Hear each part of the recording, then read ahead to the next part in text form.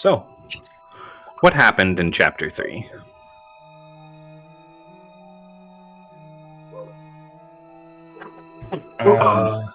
We We started. started off by going into the visitor center late at night. And we found some wolves down in the cellar after we broke in that me and Jensen handled fairly easily. And then we I went. think you guys could take down a whole pack. Maybe. Not ominous. There's only one way to find out. There.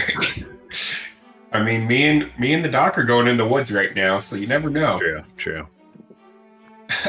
You got it. And we went upstairs, and there was a guy in a cloak and a mask who told us to stay away or stop meddling something. Told you to leave Lambeth Hollow or die. Yeah, Seems awful extreme. right? Sometimes you only get two options. And then he disappeared, leaving behind the cape and the mask that just kind of crumpled to the ground. And then,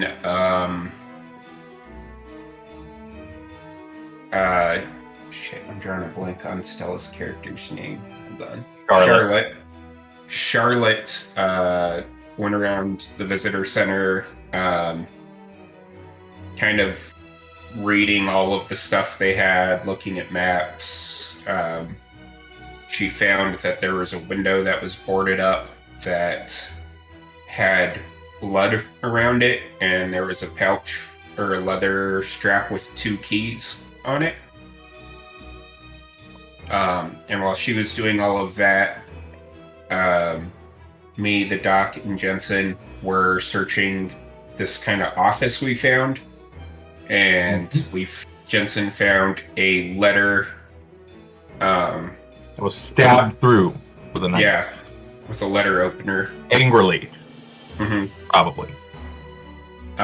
Pretty much telling him that he failed on, making sure that there were no unexpected visitors, and that, they wouldn't tolerate any more failures, and it was signed MHC, and it was addressed to MHN, and it was addressed to a Thomas. And then Jensen also found a secret door underneath a rug that the keys Charlotte found opened that secret door. We all went crawling down the very small passage that led down and came up underneath the well. Fountain. Yeah, the fountain. And there were a bunch of crates, and it looked like somebody had kind of redone everything in there. Like it had been rebuilt fairly recently. While we were looking around, I ended up prying open the tank and pulling out a dead body that had a symbol carved into his stomach, and was naked and bloated otherwise. There was a disconnect on how long it seems like they would have died based off of the bloating and the deterioration and everything. And then I dug through with just my hand and found more bones, and I essentially pulled out bones for a whole other person. And then A whole person's worth of bones. A whole person's I worth. think that would be bones. 206 bones, technically, but don't quote me on it because I don't have a medical degree. I'm not necessarily saying I found all of them, because some Two of feet, them are it was really hips, it was definitely another person. Yeah. And then we heard a voice coming down the tunnel and a light coming, so we kind of all closed our lanterns up and hid. Jensen hid in a place where he could essentially grab him the second he walked into the room from behind. And And when Jensen did that, I came out of the shadows and intimidated him into just giving us as much information as he knew, which honestly wasn't a lot. He told us the Mr. Forsyth from the graveyard is a part of this, and the councilman is a part of it. He did confirm that the councilman's last name was Neely, and his first name was Marcus, so if his middle initial's H, he's the one in charge of all of this. We ended up sending him on his way back to the visitor center, and then we continued down the path he had just come out of, and we found a trapdoor which we didn't go up in yet, and then further down where it dead-ended, we found another trapdoor which the doc picked, and we heard Councilman Neely telling a witch that the well had been poisoned and they needed 4 bodies for the lake. And then she left, and we rushed back to the town hall to try to see if we could, because we assumed that that other door was the town hall, see if we could see who it was and where they were headed. I tried to jump through the trapdoor because Charlotte had inspected it and didn't report that there was any, ways to open it. And I didn't quite make it through. So I tried again and still didn't make it through. And the doc went and picked the lock. And the second he started opening the door, he got shot at. Classic. So Jensen went up and blind fired a shot straight into the guy's gut. Hey, I'm not a good shot. I don't know what to tell You you. absolutely wrecked that guy. I think you are a good shot. You hit that guy right where it I guess. counted. Yeah, Right center where it mass, counted. man. Center man. Poor guy. I mean, that guy clearly was not somebody who was used to combat, so he wasn't wearing armor or anything. He was wearing cloth clothing, basically. I mean, we probably woke him up from wherever he was sleeping when I was jumping into the fucking Oh, he trapdoor. fired. Yeah, he could have been asleep. You're right. Anyway, the doc went to treat him. Charlotte went to look out the east window to see, because that would be the graveyard. I went out the west window. I didn't see anything, but I could see the council house, so I just stayed kind of watching that. Charlotte saw somebody walking to the graveyard that she thinks looked like Ethel.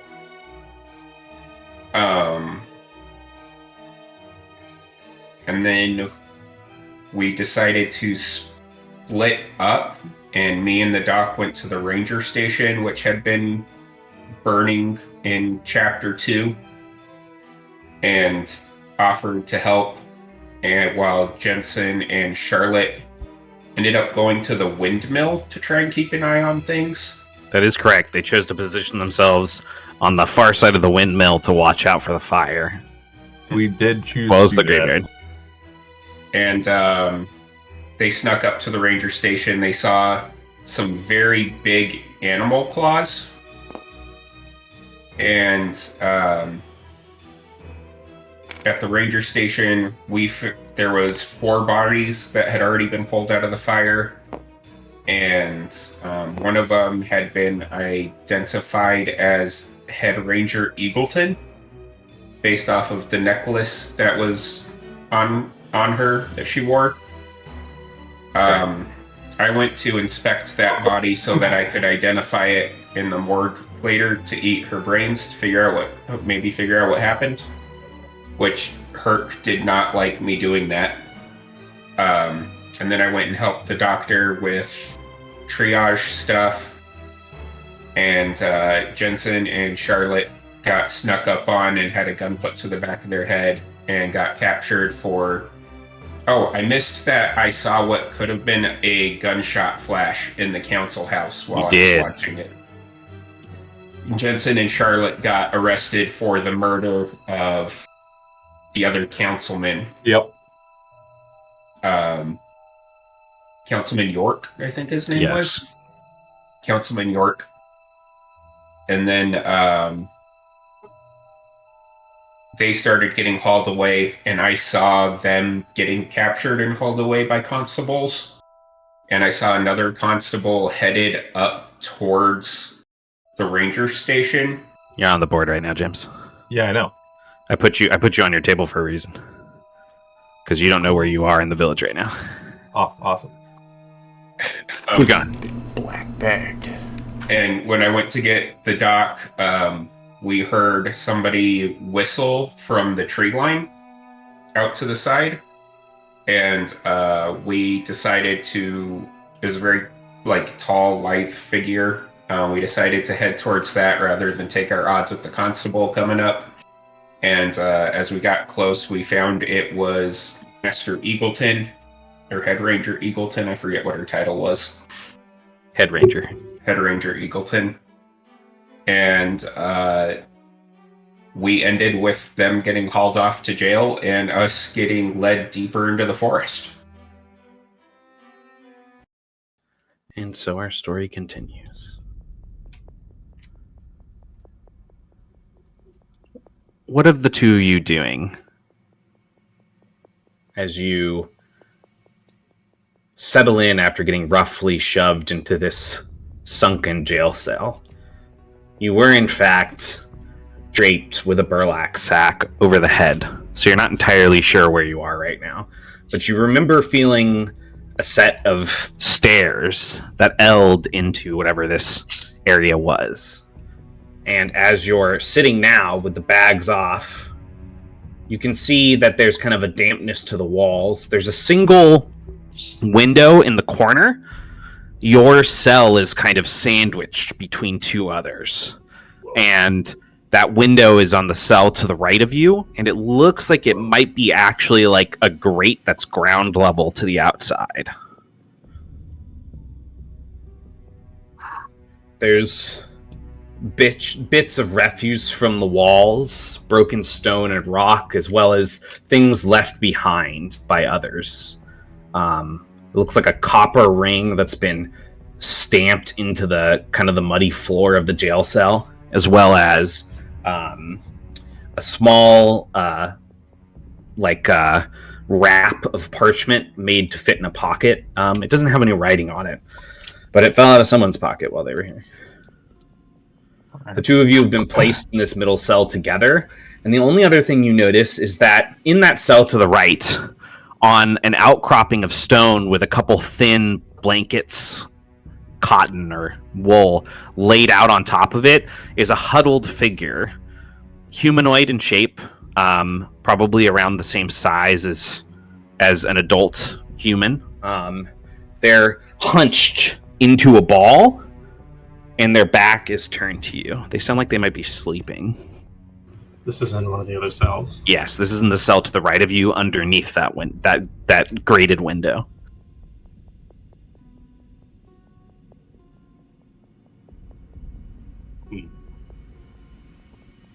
I guess we're not alone. I would imagine we're not the first ones to intervene, stick our noses where they shouldn't belong. And after all we did to help them initially. God damn. He'll kind of shake his head, and he'll pick himself up and reach for you two to help you up. Are you all right? Yes, I'm fine. A little worse for wear. Certainly need to wash this dress again. But I suppose first things first. I'll just be looking around, taking everything in. The piece of paper that you said, was that outside the cell? No, it's there. It's sitting on one of the outcroppings that makes up a bed in this cell. Oh, okay. Keep in mind that it's been a day and most of a night, so both of you are pretty tired as well. I'm gonna go up to the bar, go to the bars and kind of cross my arms and and say, "Well, friend, are you asleep?" No response. I'll like look back and I'll say, asleep or just not fond of talking to strangers? Perhaps both. I'm gonna go look at that piece of paper. All right. You pick it up. You ruffle through the attached parchment, and it's totally blank. It's like a notepad that no one ever used.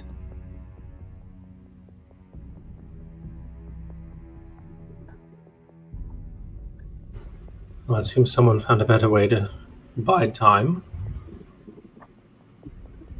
I'll look back at you and talk to me and kind of like take a couple steps closer and say, "Well, I'm surprised they let that stay in here. I guess if there's nothing on it, boy, we really tussled some feathers extra hard tonight. End up in here." Oh, most certainly. And for what it's worth, I don't intend on stopping. Look around for something I could write with on this notepad, if you wouldn't mind. Can I see if there's any loose? What did you say? There's like stuff on the anything on the walls. What are the walls? Are they wood? Are they metal? Are they rock? They're mostly made up of earth and rock. Okay. Can I try to wedge out like a loosest stone that looks like I can kind of not use the pen obviously, but like something crude to like write basic things with. Yeah. I'm gonna present her and be like, I think this is the best we're going to do in here. No, this will do. If you wouldn't mind just giving me, I'll need about 10 minutes or so. It's certainly going to look strange, but you're going to have to trust me on this one. Is it okay if I observe? Yes, I should think so. Normally I would say no, but being as we're in the situation we're in, I don't think I have much choice. We'll say that the two of you... If it makes it easier, Miss Charlotte, I don't intend to stop either. We'll say that the two of you have spent enough time in the cell that you've taken a long rest. Okay. And so you can start doing this. Now, Charlotte, as you lay out the papers and you pick up the stone and you kind of like look around, you do find what appears to be some, like something was burned in here at one point, and you're able to kind of like find like a patch of the kind of a charcoal material, and you're gonna use that to kind of like try to write. So, Charlotte, I want you to kind of describe this process. Yeah, so she's gonna sit cross-legged in the middle of the floor, and she's going to draw some intricate, like a circle around the area where she's sitting, and she's gonna draw some strange symbols and lines. And then she's gonna kind of like, center herself a little bit as if she's kind of prepping herself mentally. And she's going to draw on one sheet of paper the symbol that we found on the stomach of that corpse. And she's going to try to make it look whatever, I guess, like the opposite of refined. She's going to make it look like haphazard and kind of just like very ramshackle. And then she's going to kind of crinkle the edges of the paper. She's going to smudge dirt and stuff all over it. She's going to make it look like this piece of paper has been like around. And she'll draw on a couple other sheets. She's going to draw a couple other strange assortments of symbols. And yeah, I mean, it's going to take a total of 30 minutes. Let me make sure. Okay.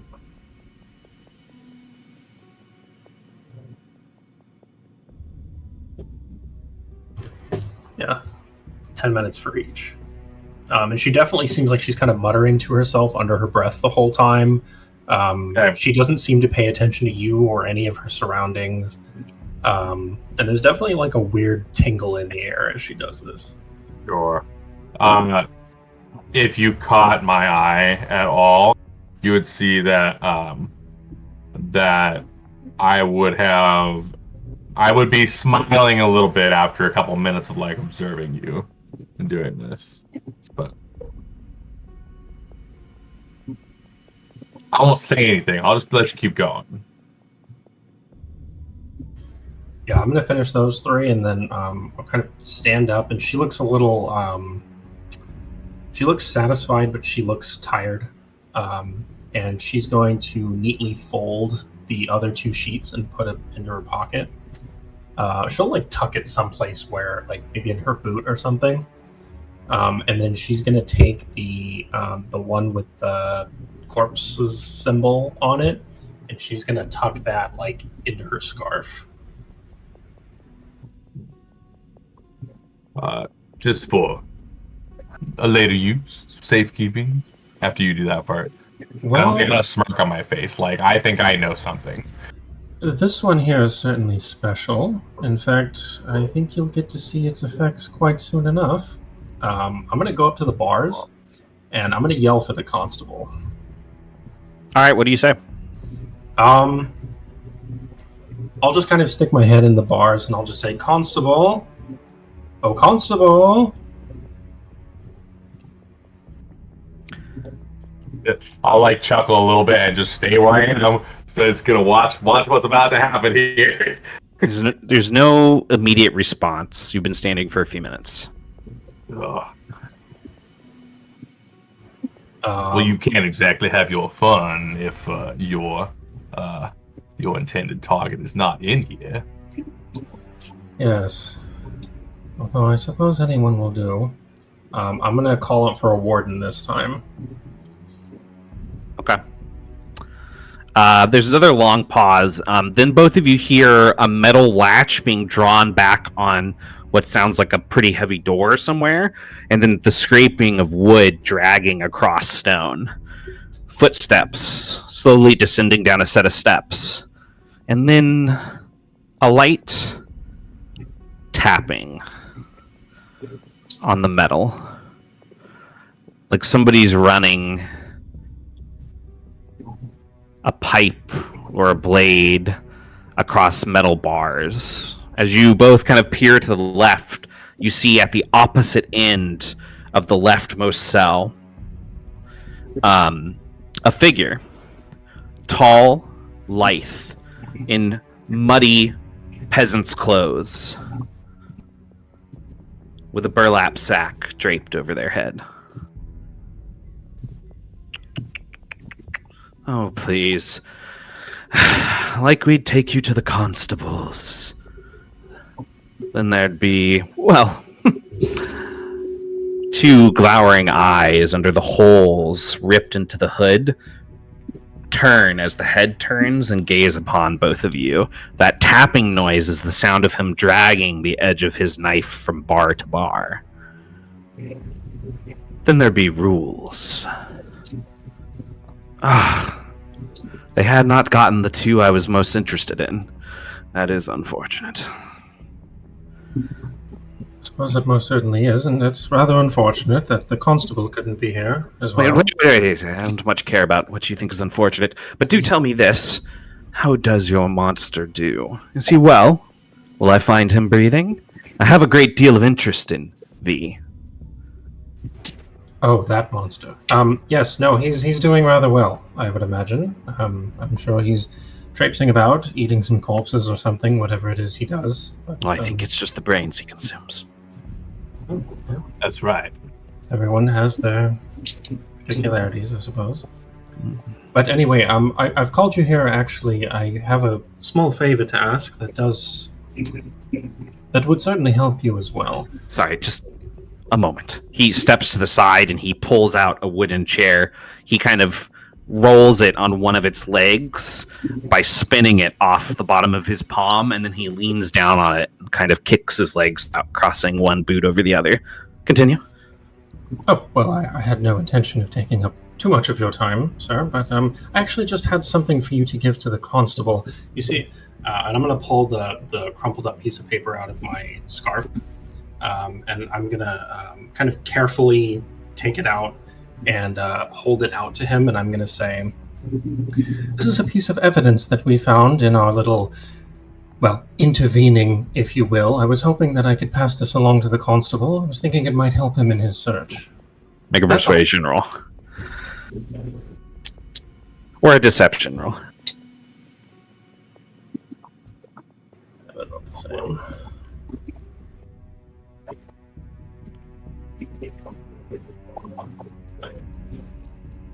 Do we have any... Oh man, you just broke up. Oh, do we have any of those points? Do we have one of those points for this session? I mean, if you haven't used them, you probably have one or two pooled. Okay. Josh got a participation point for retelling the whole last session, though. Okay.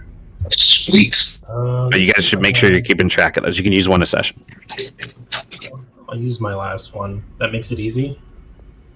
Yes, it does. Which would drop that would drop this from a. This is a great question that I should know.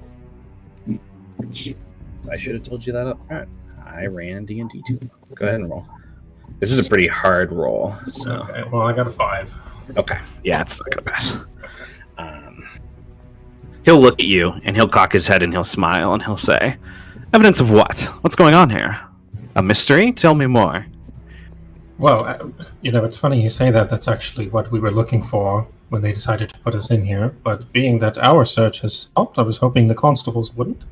I was hoping to pass along some evidence for him of whatever it is he's investigating. Miss Price, I respect your intentions. You seem like a good woman. And seeing as I've read a couple of your books, I'm a bit starstruck. Oh, you've read my books. Might I ask which ones? He'll smile. A couple of them. Tell me, what is the veracity of your early work? I feel like this Idlewild is a place I could go, find some more monsters for myself. Oh, well, I'd highly, highly advise against doing that. It's certainly not a place you'd ever want to go to, but if you seek an early death, very cruel and unfortunate fate, then I suppose it might make a nice vacation spot for you. Well, in the interest of fairness, then I will give you a little bit of information as well. Nothing gets past these eyes. And I'm certainly not going to just reach out and take a witch's sigil. Well, if you knew anything about witches' sigils, you would know that they can't be activated except by the witch. So if you were to hold on to it, and I'll actually just toss it onto the floor at his feet, then there's nothing they can do. Make another persuasion roll. This one's easy.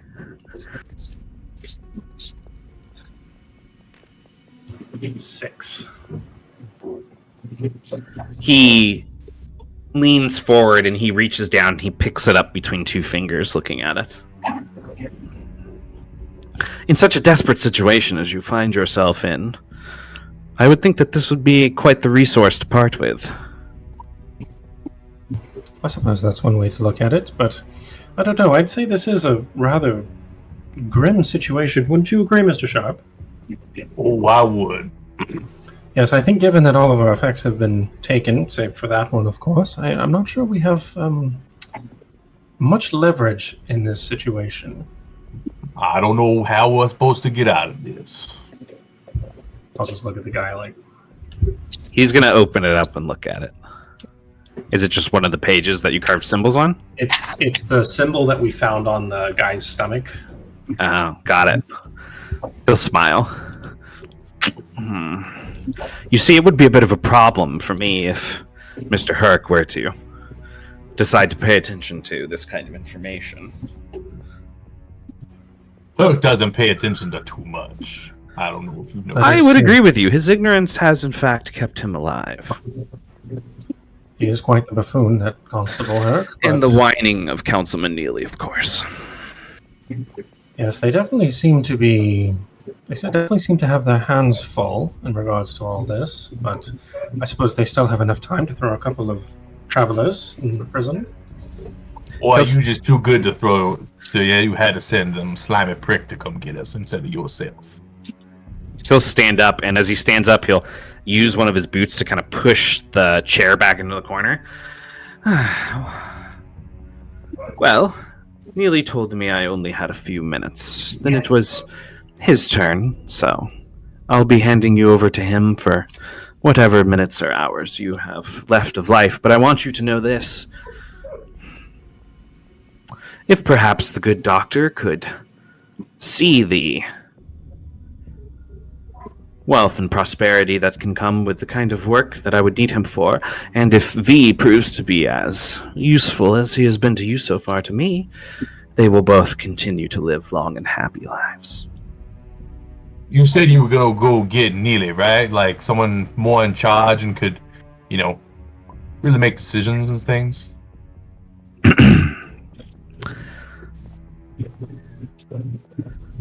Yes. Good. Any other questions? Any other questions for me? Don't suppose we could get your name? Oh, no, that wouldn't be necessary. I'm going to be moving on very soon, probably in the next few hours. In fact, I'm quite certain this is the first and last time we will ever meet. Well, I wish for you the best. And you as well, Miss Price. Mr. Sharp. Yeah. I hope you enjoy your interrogation as well. And, I met a pair of your kind just a few days ago. You proved much more impressive than they were. What can I say? He kind of turns on his heels, and he just kind of pops the blade of the knife off the bars as he slowly exits the chamber. Charming fellow, that one. I'd hate to meet him in a back alley or a dinner party. I actually would love to, as long as I had some in arm's reach. That's all. I'll go sit down on the bed. Just wait. A series of footsteps trample down the steps. You see what appears to be 5 constables, each one of them armed. One of them steps forward. Jensen Sharp, stand up, hands through the bars. Is this really necessary? Yes. I'll do it. He gauntlets and chains your hands so that they're in the bars, and then he'll open the door and look at you, Charlotte. Coming with us. Of course. The 4 of them, the 4 that were waiting behind him, escort you out, and he stops and kind of undoes your hands. Well, that's just boring. Leave me behind. At least your boss asked him some good questions. For a group investigating Lambeth Hollow, you have no idea what's going on here. He turns and he walks away from you. And you, at that moment, realize that you are the only of your party around. Other than that guy in the other cell. Whoever that stranger is. Well. So I'm chained like... He unchained you after they locked the gate. He just didn't want you intervening. Keeping you from intervening on taking her. Okay. Alright. Well, I'll kind of look around. See if there's anything else, and then remember about the guy. Say, Will, am I interested enough to talk to yet? He shifts, slowly scooting around and leaning up, hooking his palms on the edge of the little stone bed and looking up at you. You see the sharp-nosed and kind of haggard beard of a thin, gaunt man. He looks like he probably stood at 6 feet once, but now he'd barely passed for 5'10". He's hunched from a lack of food, lack of water, and what feels like to you a considerable amount of time spent in this cell. Yeah. You should have some time now, at least, that neither of you are sleeping, and your friend has been taken for interrogation. She will be gone for, I'd say, at least an hour. Mr. Sharp? Yes, you can call me Jensen. He'll nod. His blue-gray eyes will kind of level on you. I'm Councilman Monroe. As he says that, we are going to cut away from you. They put him in the game. Dirty bastard. It is dark in the Whispering Woods. The deeper you go, the more the canopy seems to blot out the stars. Each of you is sitting around a small flame made on a ridgeline that dips down below the base ground level and provides good cover from the trees on either side. A brass plate is shoved in each of your hands. It also acts as a lid for the food stalls the rangers carry. It seems as though everything they own has multiple purposes, and everything they carry with them into the woods is designed to make their packing as light as possible. Just keeping up with them alone was difficult, even for you, V, because their march across this terrain was like a child skipping down a path. But for the two of you, it was a constant battle with the roots at your feet and trying to make sure you didn't trip yourselves up. There were once paths in the Whispering Woods, but they always recede not long after they're made. These plates have a mixture: beans and some herbs, along with a torn chunk of stale bread. The head ranger sits down across from you. She tucks back her brown locks behind one of her pointed ears. Eat. You'll need it. Then we'll rest. Then you'll figure out what to do next. It's been clear that, much like us, the two of you have had quite the long day. And night? Yes, quite. Josh, you got something going on, bro. Something's making your mic go crazy. Oh, my dog's drinking in the background. Okay. And he's really loud when he drinks, so that was probably it. Classic dogs. She watches each of you. I'll just start eating. I'll pull out some chili and heavily season. Spice the beans. Spice the beans and the bread too. You know. Yeah, sure. Uh-huh. And then I'll start eating. Probably one of the things that you're thinking about is the fact that after you rest, you're going to be like pretty close to your timetable for needing to eat brains again.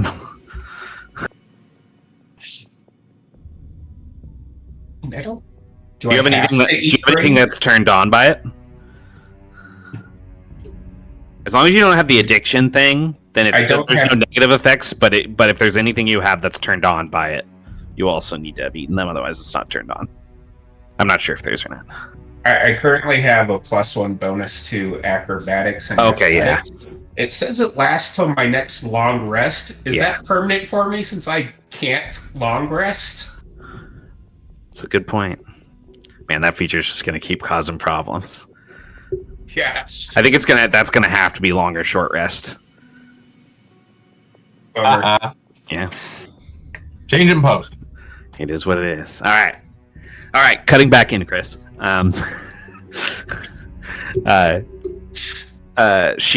also roll out a couple pads. You can use these. They're extra. As we are getting down to rest, I'm going to use a feature. Yeah. What would you like to use? Tell the class. It's the first time you've used it, I think.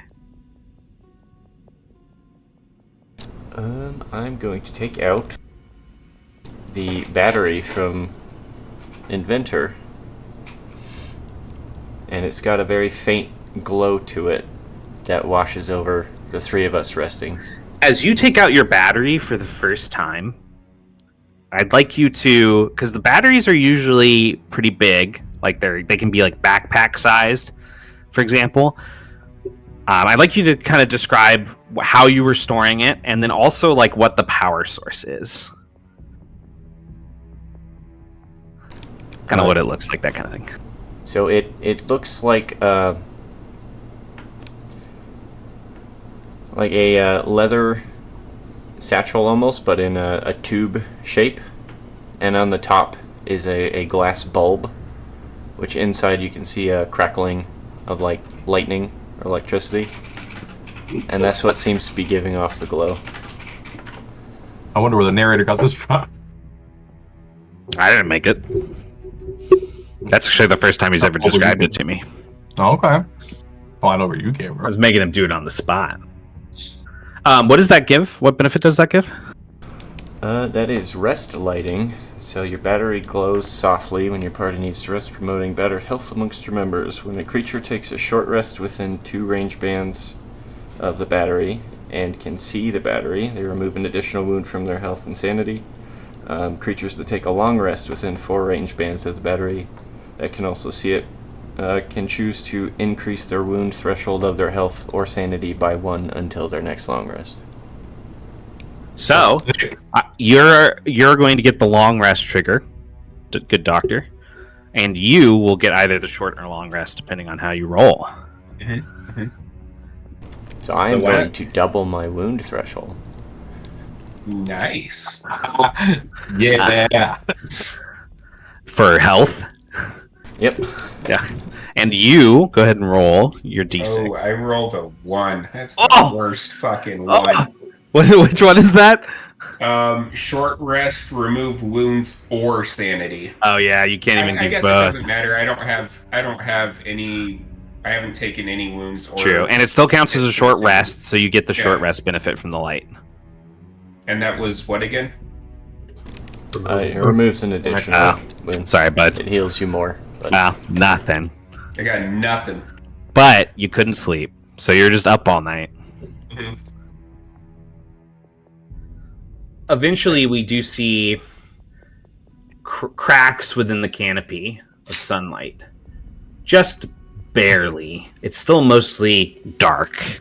It's maybe dawn when you are already awake, V, but you see Head Ranger Eagleton kneel down by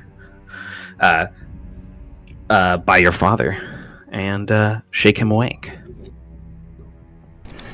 But yes, I am awake. So, your 2 friends. Do you think they can last the day? Depends on what they are doing, I suppose. Depends. Are your friends stubborn? They seemed that way to me. She nods. I believe that they would probably start with either their fingers or their toes.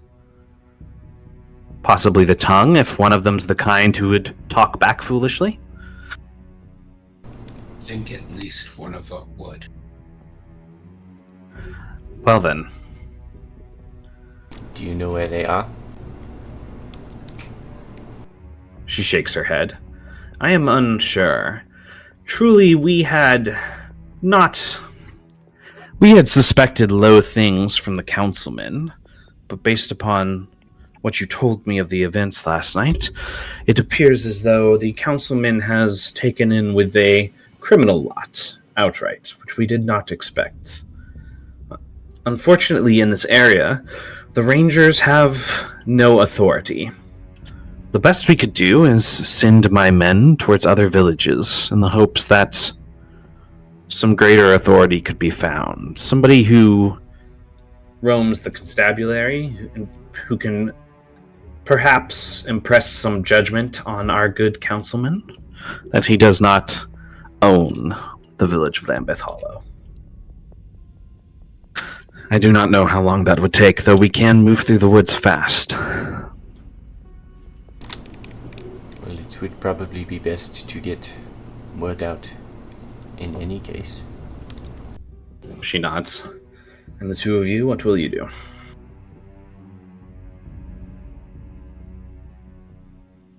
I'll look to Dare.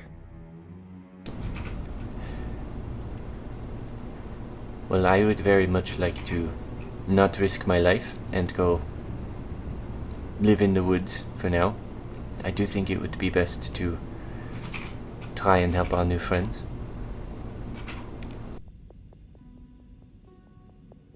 And anybody else who may be being hurt from the council still in town.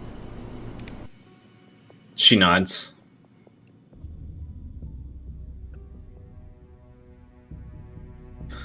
Well, I would suspect, based upon my interactions in the past, that if your friends are being held on a completely criminal nature, it will take a little time and convincing for Herc to go after them, especially if they did not really do anything wrong.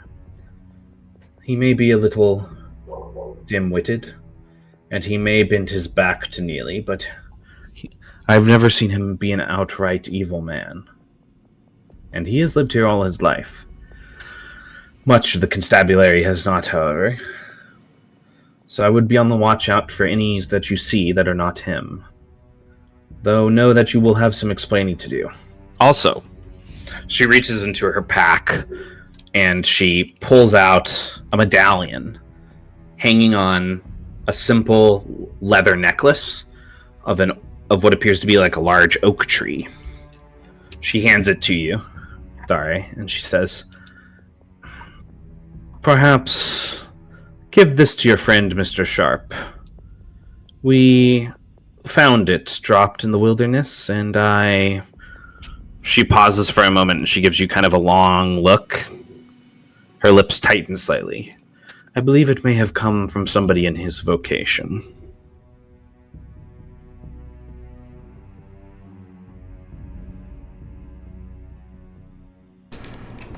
Well, assuming we are able to find him, I will hand it over. I would start at an abandoned or unmarked home or building. I do not believe that they would... If it was Neely's men, they probably didn't take them directly to the jail cells. Herc isn't the kind to torture. Good luck. V? She nods her head. Then she turns back to the Rangers and they kind of stop and look at her and she... Whoa, whoa, and they start to sink off into the trees. Including Wimbledon. Just the two of you? Well then, V. Let's do our best to lay low and try and find where they are keeping them.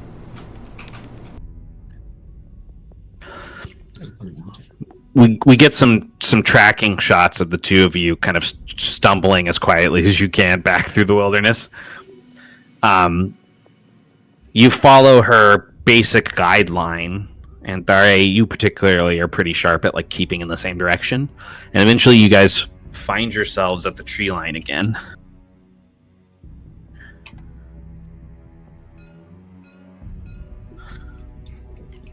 As you observe the activities of Lambeth Hollow bathed in the morning sun, a morning sun that's slightly orange and gray from the rains that have been passing the last 2 days, but finally breaking through those clouds to bring light to this mysterious little village. Go ahead and make awareness rolls.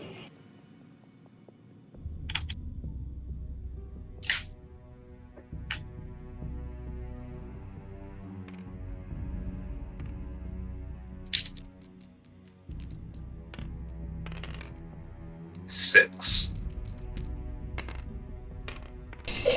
3. Super aware duo. Solid. You can see Hodge passing from north to south towards the fountain and eventually cutting into the marketplace. Some other activities. The town hall and the visitors center still quiet. But other than that, you don't immediately see any other clues. You're going to have to venture into the village. Question before we go in. Sure. Would I know where they stored bodies waiting to be buried? Yes, there is a building in the graveyard that they were taking the bodies that were put there out of and burying them from. Usually there would be that would happen at night after like a service. If the person had a service, a lot of people don't even have services. Right. Would I imagine that the 4 corpses from the previous night in the fire would probably be there? Probably. Dad, I think we should go to the graveyard. Dad, I gotta go eat some brains. Dad, I gotta go to the bathroom. Do you think our friends are there? No, but there was the corpses. One of them might have some information. And there's also Mr. Forsyth. He might know where they're being held since he's a part of this. Well,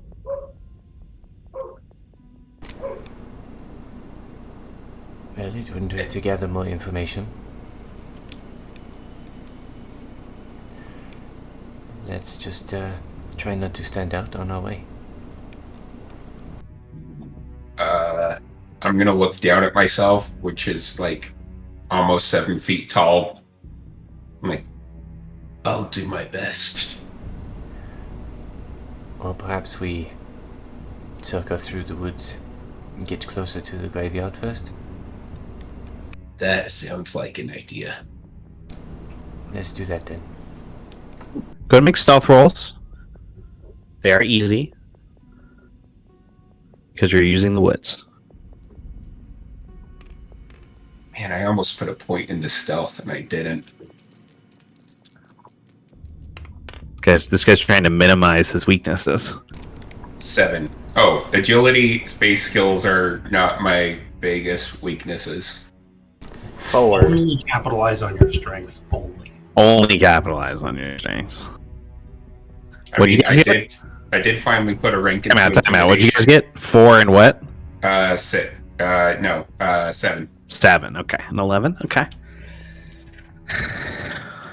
Cutting through the trees, you eventually end up on the kind of eastern side of the graveyard. This is the building that the bodies are usually stored in before they come out, we'll say. You see coming out, stopping and kind of bending back, sending several pops through his back, is Forsyth. Another day, another to mark. Fuck. He flips the shovel up on his shoulder and he starts to walk off towards the graves.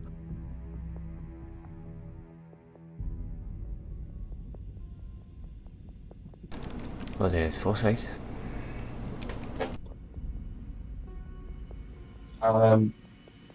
There were 2 other people who worked there, right? Yeah, there's usually like 3 staff members. They're not always there all at once. Forsyth is like always there. Right. Would any of them even be bothering to show up if they're not burying a body today? It's less likely, you think, based upon your observation. Okay. I mean, that was only a few days observation, but it's at least an idea. It's a full, 24, 36 hours more than their characters have had.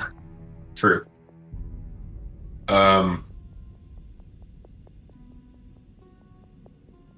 If they're not burying the bodies today, it might just be Mr. Forsyth, and we could question him. Or we can go straight for the body and see if I can get any of its memories and if it has any useful information. Where would the others be here? In that building, if they were here today? My understanding is no, right, Matt? I mean, you don't know for sure. You just know for sure that Forsyth is always there. Got it. Okay. I don't know. I guess they could be. I think we should see what's in the building first. hopefully unnoticed. Then we will get to Forsyth if he is indeed alone.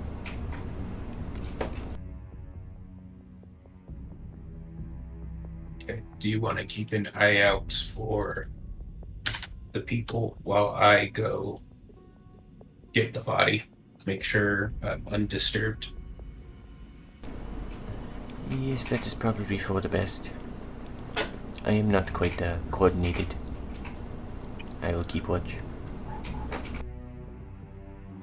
So keep in mind that these are, if your plan is to go for the brains of one of the corpses that was in the fire.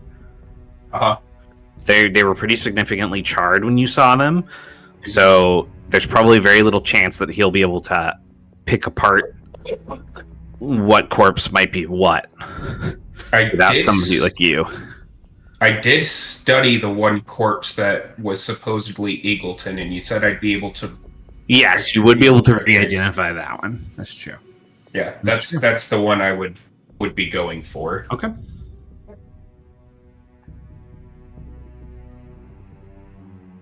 So, the two of you, well, let's be real. V hops the fence, or V helps you over the fence and then hops the fence. And then you kind of slink behind the arch in front of the door and peer out. And as that's happening, V runs down the steps into the storage facility. V, as you hit the bottom of the stone steps, you're met with a fairly clean environment. There's some racks and tables. And it's pretty empty other than the 4 tables at the back corner. One charred body laid out on each of them. I'll go up and start inspecting the bodies until I find the one that was supposedly... Third one in from the left looks like the one that was supposed to be Eagleton. All right, I will pull out my butcher's cleaver and just kind of break through the skull, and then pull out the small scalpel, finish doing the fine work so I don't destroy the brain before I get to it. You start to work on getting the brain free and separating the part of the brain that you want to consume as that's happening. All right, go ahead and make a awareness roll for me. The most used roll in the game. Awareness. 4. Okay. You're watching Forsyth. He seems to be digging some fresh graves. And it's going to take him a while because he is, at least for now, by himself. After some time of you watching down below, you have freed the parts of the brain you wish to consume.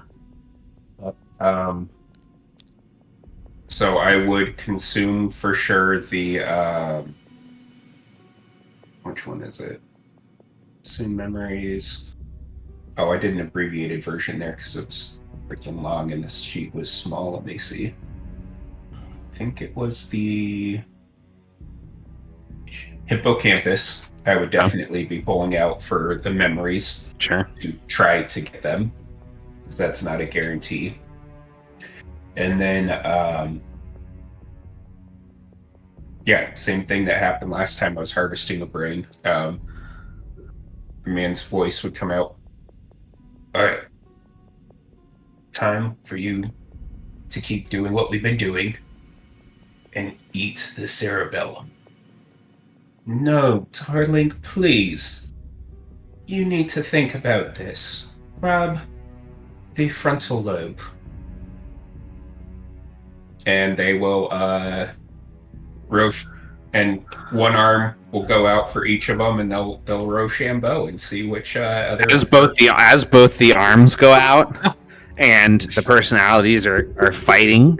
There's this brief moment where both the arms start to shake. You're fools! We are. Did I hear that? Your other personalities know that another personality just yelled through your body.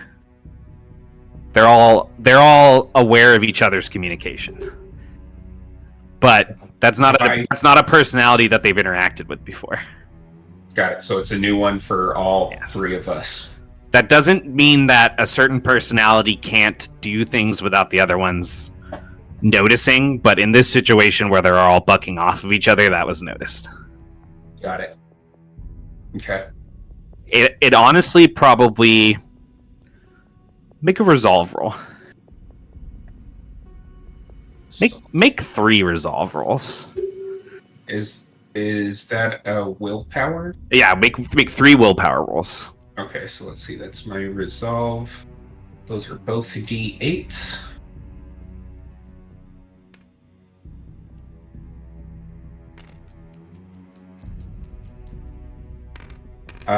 Number 1 is 8. All right. Roll 2 is 5. Okay. And roll 3 is 2. Yeah, all 3 of your emerging personalities recognize this one taking control for that moment and shouting, and all 3 of them are frightened. I'll just kind of freeze up for a second. We cut briefly outside. You hear the echo of a shout from below. It sounds angry. I'll first glance over to Forsyth. Does he seem to have noticed? Dig another hole, Forsyth. Fucking bury another body, Forsyth. He's digging at this hole. He's pretty pissed off. He's having a bad day. For sure. Already. It's literally the morning. I'm going to run down and see why shouting is happening.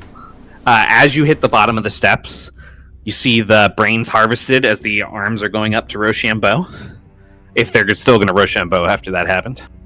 They are. Uh-huh. I mean, we got to figure out what other part of the body we're grabbing. And if Sure. it didn't make any suggestions, this is a 2-way battle. Yep. Cool. It But you appears. kind of see it appears- he's frozen like that. Yeah. It appears that he's playing rock paper scissors with himself. Are you alright? I don't know who that was.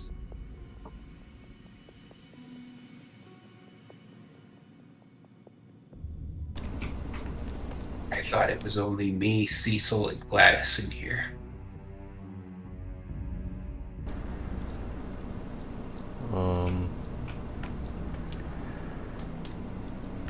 That's never happened before. It has not, right? That has never happened before. Yeah.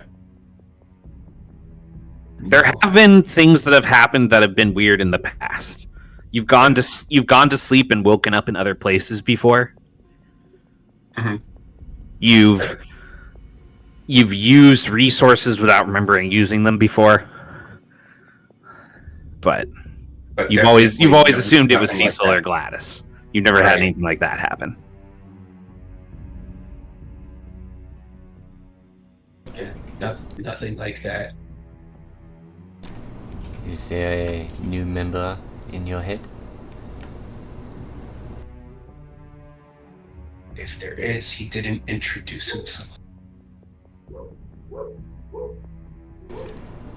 that is quite rude, but we can't do anything unless they come forward. That's true. Okay. I'll just kind of shake it off and then go back to Rochambeau and let Cecil and Gladys decide who's eating what.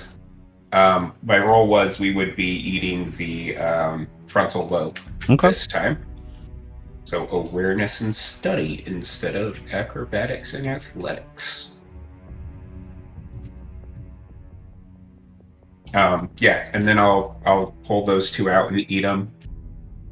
And let's see if I manage to get any memories from this.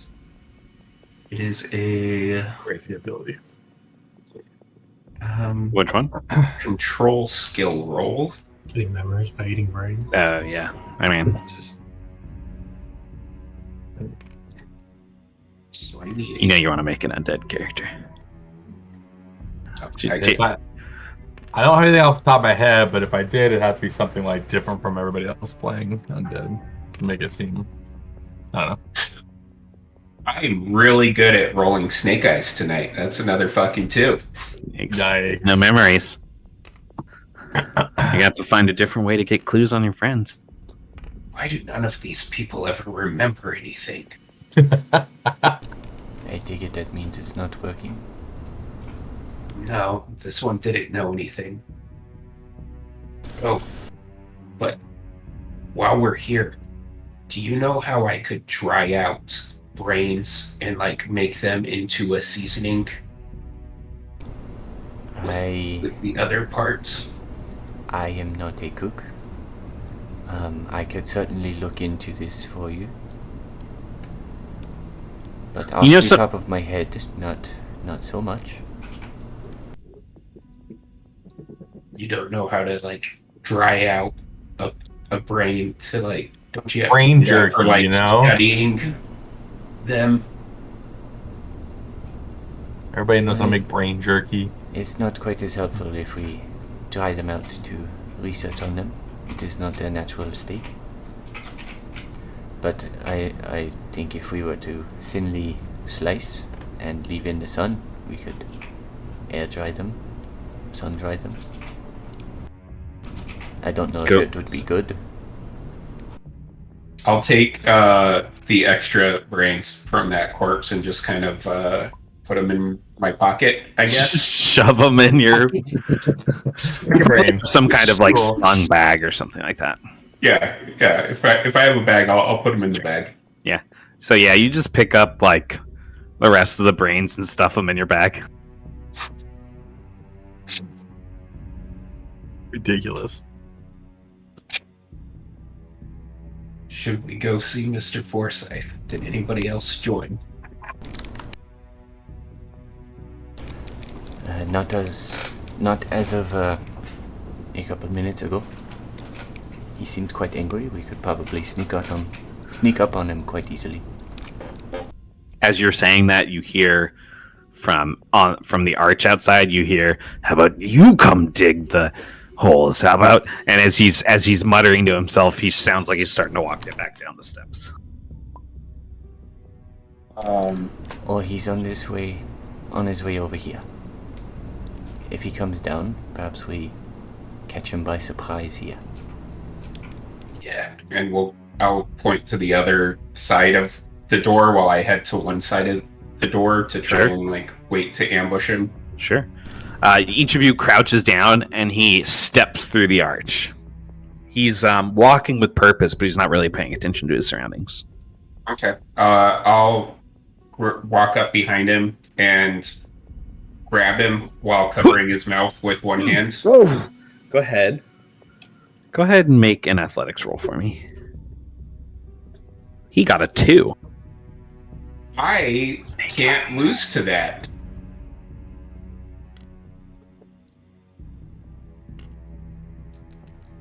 Which I think it's like impossible for you to get less than a 2, right? I mean, I get to roll 2 dice, so you get him. I got a 10. You wrap him up. He starts struggling. He's pretty old, so he's not really going to be able to fight you. Stop struggling. He kind of goes limp in your arms. He switches to trying to use dead weight. That's fine. That's not a big deal to me. Just keep his mouth covered for now. I'm gonna go through my bag, my little med bag, really quick, grab a syringe, and fill it up with one of the vials of something I have. It doesn't matter what it is. Sure. We have a couple of questions for you. I'm just gonna hold the vial up in front of his face. He starts shaking his head at you. This guy's an anti-vaxxer. He doesn't want you anywhere near him with that shit. Don't be putting microchips in me, bro. Just refrain from yelling, and we won't have to hurt you. He goes quiet underneath his palm. I'll look to Dare like questioning if I should release his mouth now. Let him speak now. Okay, I'll uncover his mouth. He glares at you. Do you understand? Yes, I speaks the king's language. I'm sure you are aware. We had 2 other friends with us.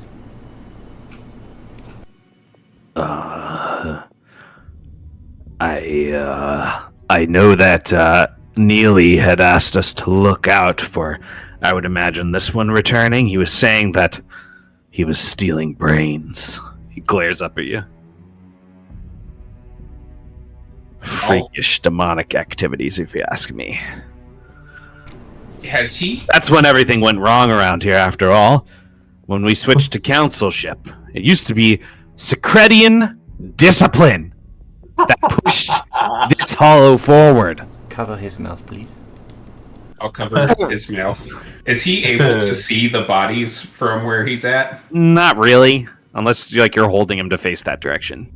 I'll kind of grab his when he was talking about how demonic it was for the brains, eating brains and whatnot. I'll grab his head and turn him to the table so he can see the. He starts struggling against you again. Stop struggling, and I won't have to do that to you. He quiets down again. And answer his questions. And I will uncover his mouth. You're the murderer who burned down the ranger station last night? We did no such thing. He just said he would do that to me too. Brains. He was referring to your brain. He looks back again. What do you want to know? Well, I asked if you are aware that we had 2 other friends. You never answered that. I wasn't given numbers. I was told to look out for suspicious individuals. Taking bodies out of the graveyard. Making me do my job twice, by the way, I might add. There was an older woman, constantly taking notes. A man covered in chains. Do you know who I speak about? I don't. I'm sorry. I don't. Okay, just Look, to be if you're sure, looking for Neely... V, cover his mouth. I'll cover his mouth. Alright. I can't exactly trust what you're saying at this moment. I'm going to have V break one of your fingers, and then I will ask you again. He freezes. I'll break one of his fingers. 1 sec. Okay. Man hit a half. One half. Surgical and cold. He's like whining underneath the hand in pain. Don't worry, I can treat that injury. But now I'm more inclined to believe you. Do you know of whom I am speaking? I didn't give it any names. I'm not asking about names. Descriptions. Did you see them? I was just told to watch the graveyard.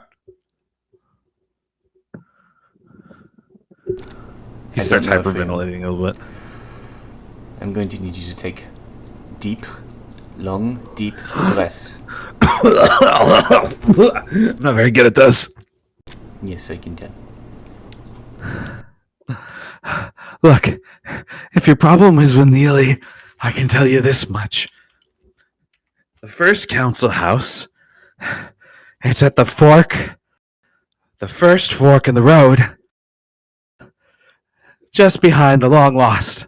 It's big, it's got 2 stories, large chimney, alright? I've seen him have his constables take people there before. Try there and never come back here. In the council house? Yes, the council house. Is there a back entrance? A secret entrance that you are aware of? See, I I don't. I'm not aware of anything like. They take them around back. I haven't gone to investigate. I don't know if you can tell, but I'm not really cut out for this kind of business. Yes, I can tell that, actually. I'm very Kind of sorry. insulted now, but I'm very sorry that we had to hurt you, but I needed to know I could trust what you were saying. Still not entirely sure, but it's been the wrong way.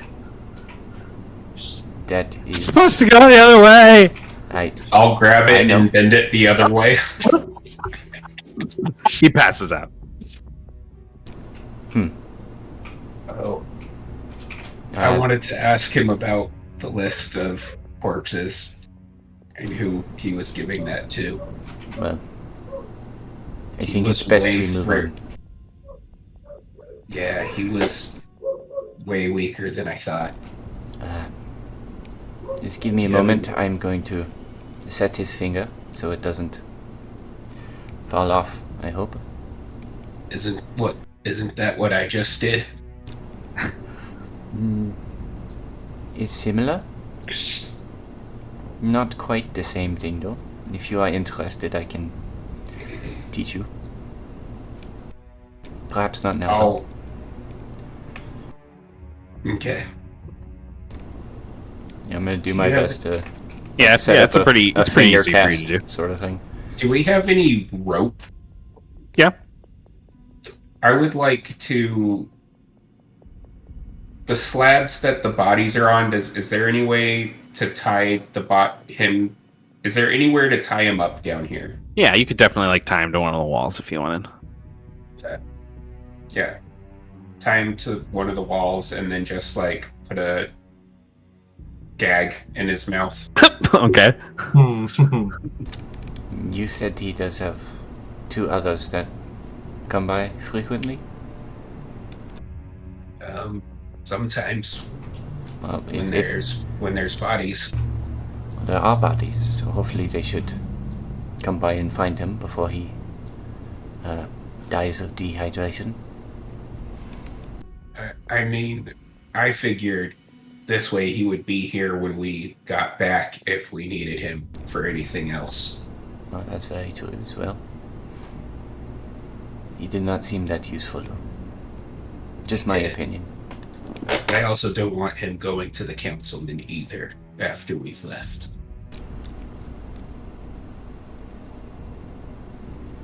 True.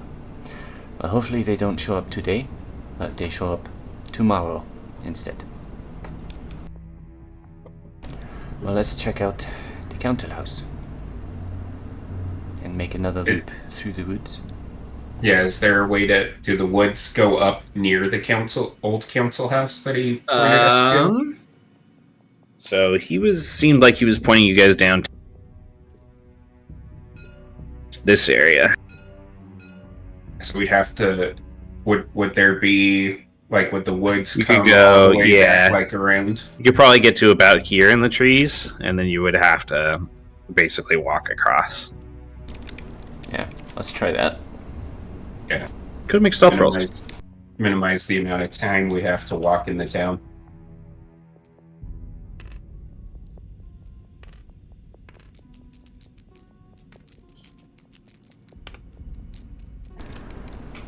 Seven. 6. All right. You guys begin to stealth together back around the side of the village. We're going to cut to a couple hours earlier. Charlotte, as the sack is pulled off of your head, you find yourself in a small room, sitting on a lone chair on your side of the table. Across from you is another chair. Neely sinks down into it. Behind him, 2 constables stand, one by the door and one by the wall. Miss Price, I believe. Mr. Neely, always a pleasure to see you. Yes, I'm sure. You know, I had really hoped that you were planning to just move on from our little hollow after helping us the other night. But it seems like something's caught your interest and you've decided to stick around? Or had you just been planning this murder, your friend, Mr. Sharp, perhaps your right hand, your trigger man? Oh, so now I'm the one being accused of murder, not Mr. Sharp? I think our interest in you would be considered an accomplice, which, in the eyes of Socratian law, I believe, yes, would make you a murderer as well. Oh, most certainly, that makes much sense. Well, I'll have you know, Mr. Neely, that I was simply waiting for the next carriage out of town and decided to keep myself occupied with the original intention of arriving in Lambeth Hollow. Nothing more. I see. And stop. Dog's getting in trouble. Oh shit! I thought I muted myself. My bad. He nods and he says, "It is unfortunate, but I must let you know, while investigations are active, we will need to keep you in place here. At least until the council's judgment is complete. Unfortunately, as of now, we seem to be down most of our council members." Is that so? Yes. You see, you and your friend, for whatever heinous reasons, murdered two last night, and there is only one other councilman who has been missing for several days. As such, I have the only real voting power in Lambeth Hollow. And in these situations, I would be the judge. So perhaps you tell us why you and your friend... Excuse me. He turns and he looks back. Water, please. Tell me why you and your friend committed these atrocities today. Well, I'm not one to drink often, Mr. Neely, but it seems that perhaps whatever we had last night was a bit too much, because I certainly don't remember anything. I will certainly admit that we were snooping around, perhaps where we shouldn't have been, but I can assure you there's no blood on my hands.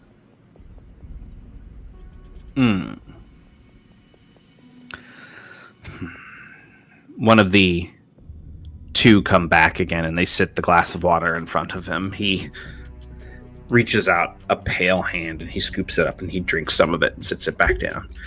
I see.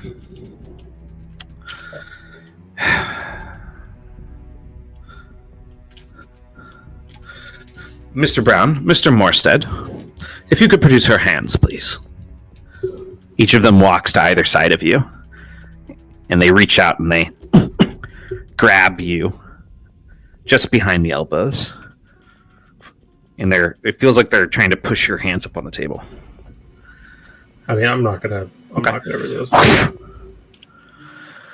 Now, Mr. Morstead, if you could get your hammer. Here's what I can promise you. Upon the admittance of you and your friend's act of murder, the pain will stop. It will stop, and you will be afforded a good meal before you are hung for your crime. Or the pain will continue. Mr. Neely, I have to say this is rather unexpected. You're such a worthwhile investigator. I would assume that you would be much more inclined to look for evidence rather than just simply resorting to such barbaric and savage ways of interrogating your He nods. Unfortunately for you, the councilship was not just a political board.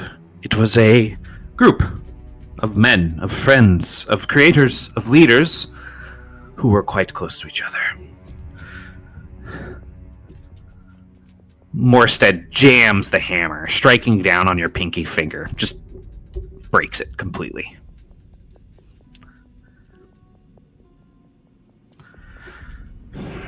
He watches you. How do you react to it?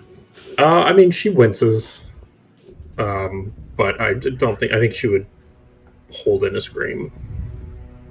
He looks a little annoyed.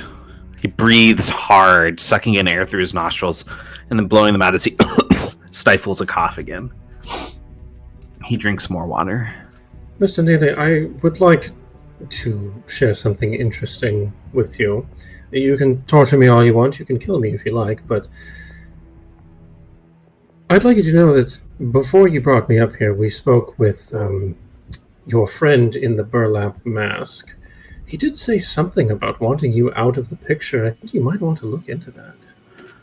Make a deception roll.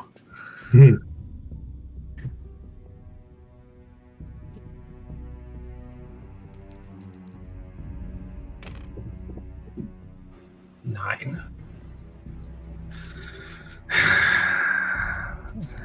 It is unfortunate, but sometimes a man in my position must use tools of many different kinds. This man is a tool, and it may benefit me today for him to think that he is something more than that, but at the end of the day, he will move on as we have agreed upon, or he will die. I have many more constables than he has blades. Do not worry about that. Well, I'm certainly glad to hear that. Unfortunately, I don't think you have as much time as you thought you would. He did plan on leaving rather soon, from what he told me. He can go. He simply was passing through and was an ally of some convenience. But this village and its future lie with me, Miss Price. So you can see why I would not enjoy some kind of investigative writer coming through. Do you often leave your tools outside overnight for someone else to steal them, Mr. Neely? For someone else to find use of them? He squints at you. Make a persuasion roll. This one's easy. This is an intermediate roll, so it goes down to a easy roll. Okay. Okay. Got 6. He shakes his head. I know what you're doing, Miss Price. You're trying to draw my attention away from things that are important. Oh, no, Mr. Neely, that's not my intention at all. In fact, I'd like to keep this topic on hand. They jam the hammer down on the opposite pinky. You feel the bone shatter. Going to be much harder to type, but I suppose it'll heal.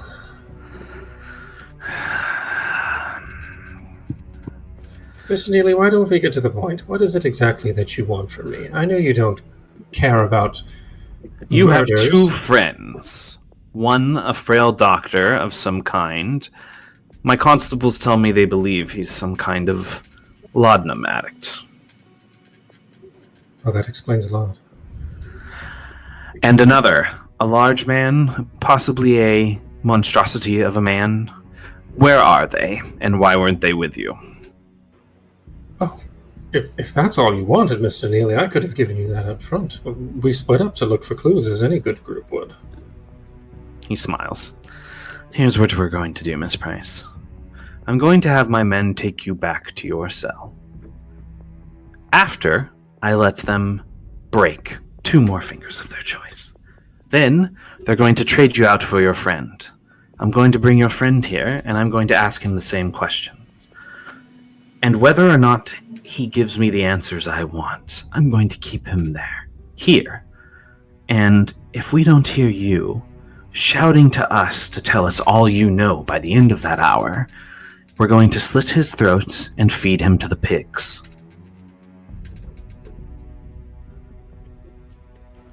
Do you understand what I am saying to you?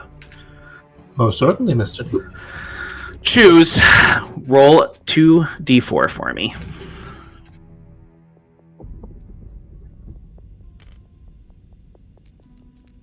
Results on each dice. 2 and a 3. All right, on your right hand, the constable slams down and breaks your middle finger. And on your left hand, he breaks your pointer finger. Oof. That's the one I needed the most.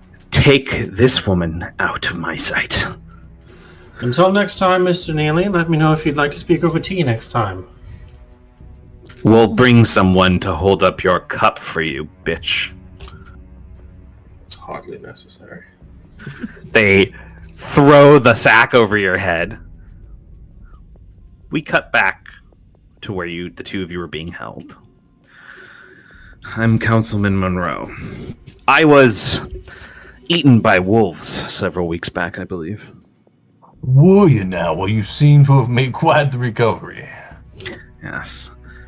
It seems that my fellow councilman hates me so much that he would rather watch me slowly die in here. Ah, so your help isn't needed either, I see. I believe he viewed me as a dissenting opinion that had a vote. Oh, can't have that. I do not believe we can. And you, sir? I've never seen you before. Well, I'm just passing through, but this town has proved mighty interesting. And I think I am uniquely suited to help some of the problems that this town's having. I'm just trying to find out what that is. I very much like interesting things and places. In fact, I make it a habit of going around and finding as many as possible. I tell you, there is some great sickness in me that grows. I do not know what its source is, but it is worse even than the starvation. I like your candor, friend, but I hate to tell you that I do believe we're going to die down here. Oh, Unless you have a way out. Well, I don't know a way out yet. We're working on that. I imagine I'll probably get worked on next by Neely or whatever slimy asshole he's got up there. And I'll see what I can gather from him and what he says to me. See if I can bring any of that back. I don't think I'll be taken away forever. Let's just put it that way. He could have killed us right then and there if he wanted to. Yes, I'm sure that they'll be back soon to swap you out for your friend. See what information they can get from you. Brains like steel trap. He nods to you. He slowly starts to turn back down and curl back up in that position. Good luck, Mr. Sharp. Ooh, well, don't die on me yet, Councilman. I might need a count. There's some shuffling of feet after another half hour.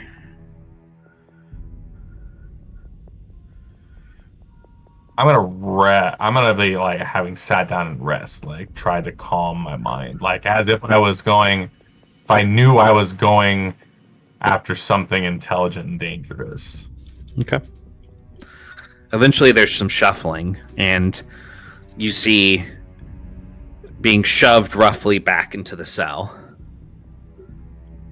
and having the burlap sack pulled off of her head. Charlotte Price.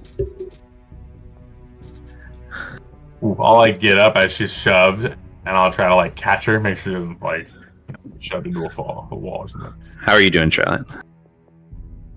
I mean, she's pretty weary, but you would notice as you catch her that she's got like 4 fingers sticking in the wrong directions. Yeah.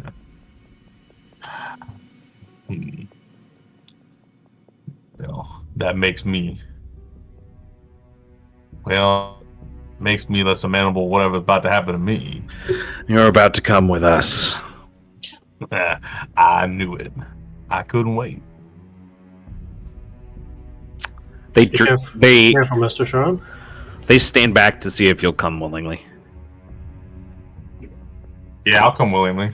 Right. Then the 4 get on either side of you. The last one locks the door, and he looks at you, Charlotte, and he says, "I'll be upstairs by the door.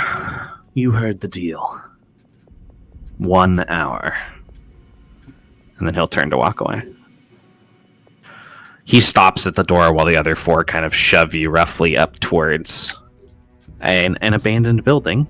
Well, actually, you can't see that because they do burlap your head as well. But we eventually see what you can see again is it's pulled off of your head and you are in the same room. Go make an awareness roll. I will do my best to keep time while I'm in here, for what it's worth. Okay. Yeah, you can definitely do that. Awareness. Okay. Awareness.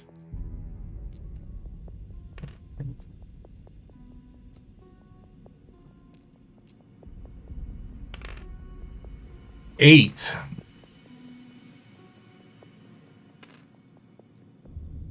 I'm gonna kind of squint my eyes and are my hands tied? Or I was Yes. gonna rub my eyes. Okay. Okay. But you can lift okay. them, but they're gone. They're like chained together. Okay. Yeah, I'll lift them and make a show of like rubbing my eyes as I'm like looking around the room, like purposely. Like You notice everything that Charlotte noticed. You also notice that at your feet, dropped kind of by like one of the pegged legs of the desk table, appears to be one of Charlotte's sigils. All right. I've clocked that. Is it within reach of my foot? Yes. Okay. Cool. Say Will. Mr.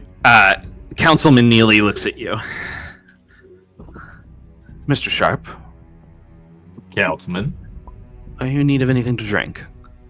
Oh, yes, but if I were going to recall anything for you, I guess I'll have to make my mind sharp. I meant No, water. Oh, well, I guess I'll take some of that if that's all you offer. They put a glass down in front of you. Now, Mr. Sharp, Miss Price was stubborn, like an ex-wife.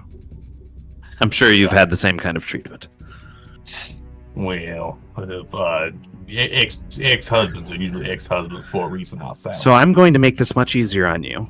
Oh, okay. Because I know as much as she is stubborn, you are strong, resilient, a warrior, it seems, at least in spirit, yes?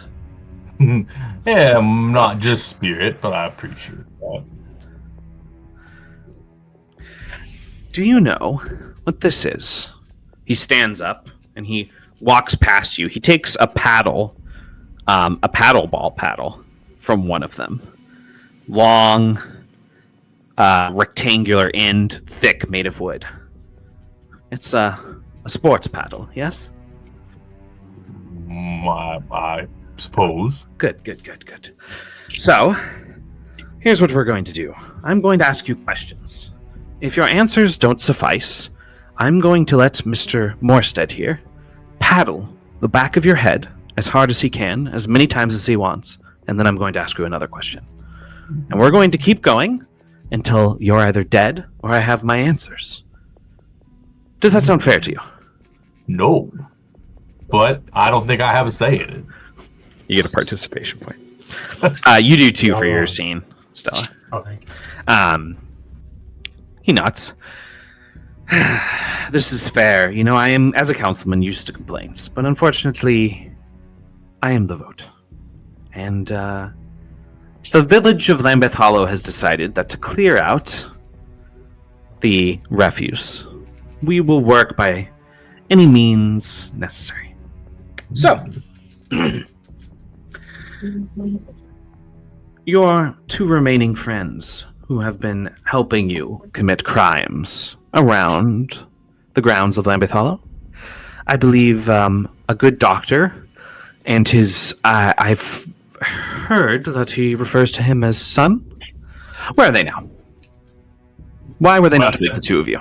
I do have a lot of friends, but I must protest. I have not actually committed any crimes within Lambeth Hollow. Other places, most definitely. But not... You have broken into the graveyard. You have broken into the visitor center after it was closed. You have broken into the town hall after it was closed. And not only have we found gunpowder residue on the palm and fingers of your hands on the very night that the remaining two councilmen perished, but we also discovered a revolver on your person that matches the make, the model, and would use the same ammunition that was found in their wounds that was fired last night. We believe twice, exactly. Interesting. Well, I did go talk to a head ranger, Eagleton, and when I was trying to find, some information for myself, she showed me that revolver, and it's, it intrigued me. I'd never seen one like it. They're relatively new. I've heard of them. It intrigued you so much that you chose to shoot one of my colleagues Yeah. in the heart and the other in the head. Well, I did not shoot any of your colleagues, that's to be sure. Interesting. Unfortunately, it does appear we have enough evidence that I didn't bring you here today looking for a confession for a crime we already knew you committed. I simply wish to see if you were willing to seek a perhaps more humane punishment by giving up the rest of your accomplices. A more humane, like being eaten by wolves. Would you consider that more humane? And I'll kind of look at this question. Hit him. Don't be shy about it now. He slams the back of your head with the paddle. It is a attack roll. All right. What is your... they've actually stripped you. So you have no armor rating right now. Perfect. So it does 2 bludgeoning damage. It's 2 health wounds to you. Your face... You kind of catch on this one, so your face doesn't hit the table, but your head and your ears are ringing.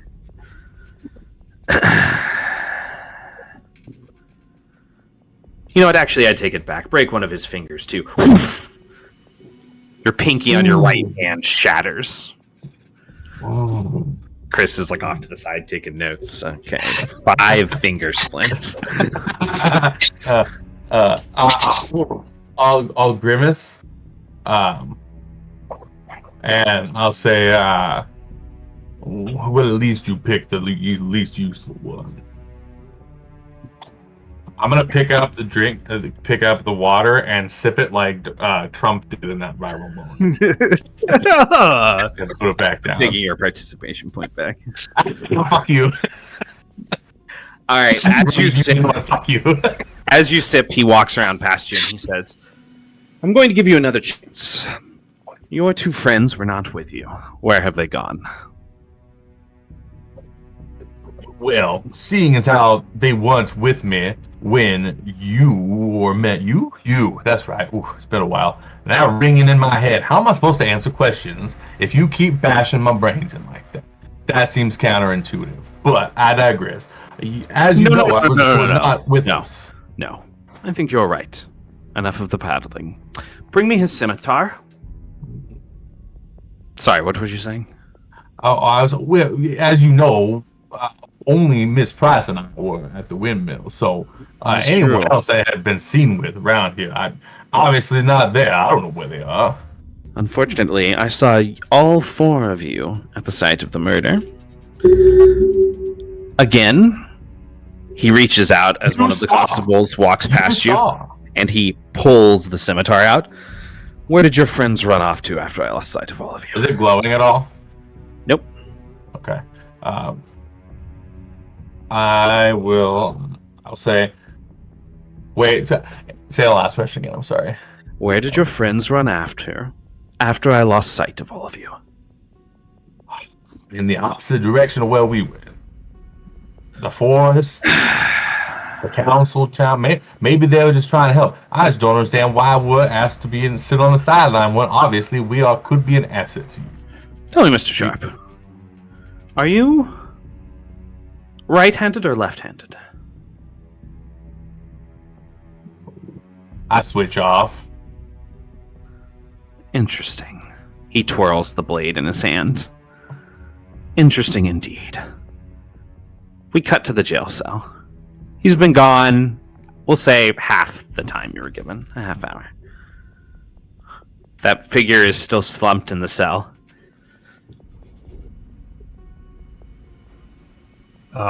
Leaning back. I'm sitting on the bed, leaning back against the wall.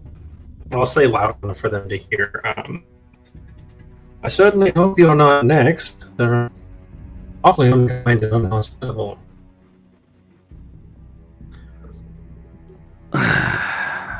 He slowly rolls around and sits back up again.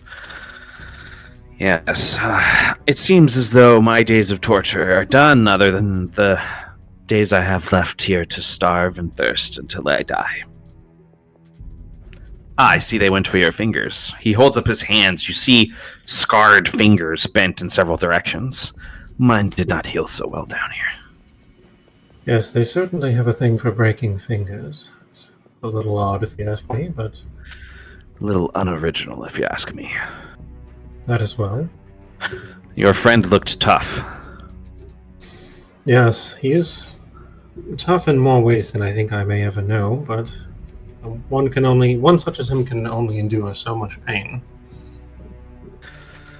And did you happen to have a way to get us out of here, or are you stuck like your friend and I? Well, I do have a couple of other friends that are in just as much hot water as us, but they are, as you can see, not here. I am admittedly hoping they'll come to our rescue, but in the meantime, I'm trying to formulate a plan. I think I'll go back to resting then. It was nice to meet you. I'm Councilman Monroe, by the way. Oh, well, good to meet you, Counselor. My name is Charlotte Price. Whatever could you have done that would made you have been thrown in here? I had called out some council's activities that I believed to be unhealthy for our village. And this was not appreciated by Councilman Neely. Yes, he does seem to have significant disgust for his fellow councilmen. It's rather unfortunate. Not much of a council, is it? He shakes his head. No, not while I'm in here. While I'm in here and I am dead, per se, there's only one vote that counts. And I think all we can do for now is rest. He'll roll back over and curl back up into a ball. Well, unlike you, Mr. Monroe, I'm not one to give up quite that easily. As he does that, and you say that to him, you hear some shuffling from the ground level where the grated window is. And then, just briefly, you see a face leaned down. Dare, looking through the grates at the back of the building, you see Charlotte Price, angled downwards, looking up at you in a dark, damp jail cell.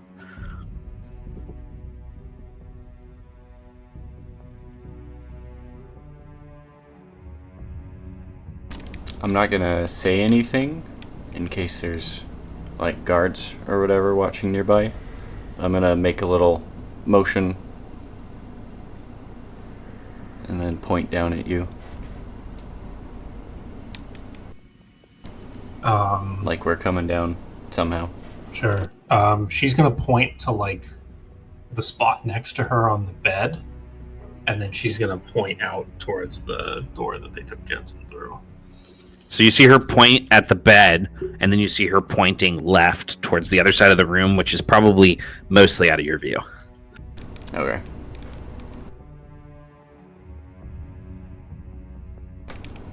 And as you turn to V to decide what to do, why don't we go ahead and take our 15-minute break? We'll come back at 8:15. He'll be done with the antsy puppy. Oh, he's done now, but we're about to take a break anyways. And we'll see if the two of you can figure out how to get down there and help Charlotte before James's character feels the bite of his own scimitar. One might even call it a scimitar. Anyways, what do you want to do? Go around to where Charlotte gestured. See if there's a way in. So do you want to go around the side where you know somebody's standing, or do you want to go around the back side of the building to get to that side, that opposite side? Back. Okay, go ahead and make stealth rolls.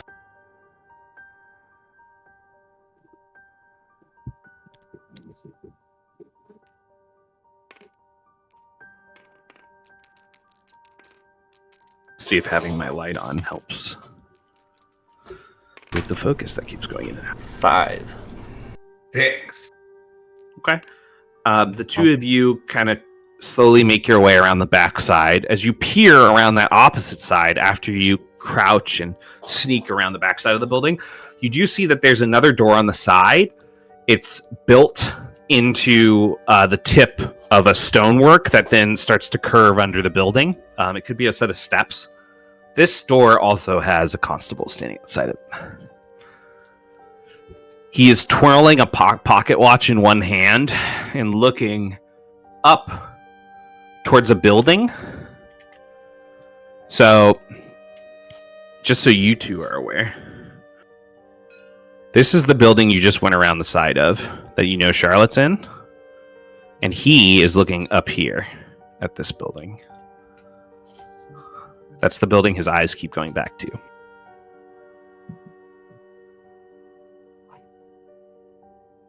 Is he in a very visible place from like the rest of the town, or is he kind of maybe not as noticeable? He's definitely fairly visible. If somebody like walks by and you like attack him, they'd probably notice you doing it. The backside of this building is facing the trees. So unless somebody was standing out back of the inn, They wouldn't see you anybody. probably wouldn't notice anything. The guy on the other side, is he kind of the same boat as the one on? Yeah, he's also facing the road. He's right here. So the guy you're looking at that's at the side door that she pointed to is here, and the other one's facing out here towards this way. Okay. Guys are like here.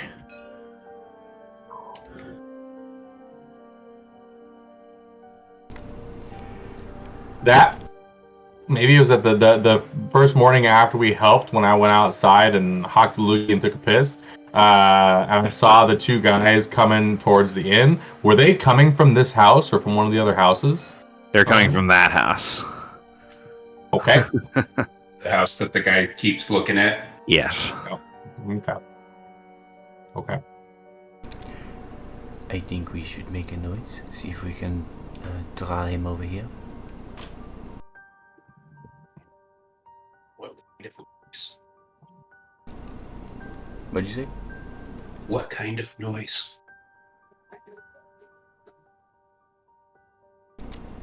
I'm gonna pull V back behind the corner.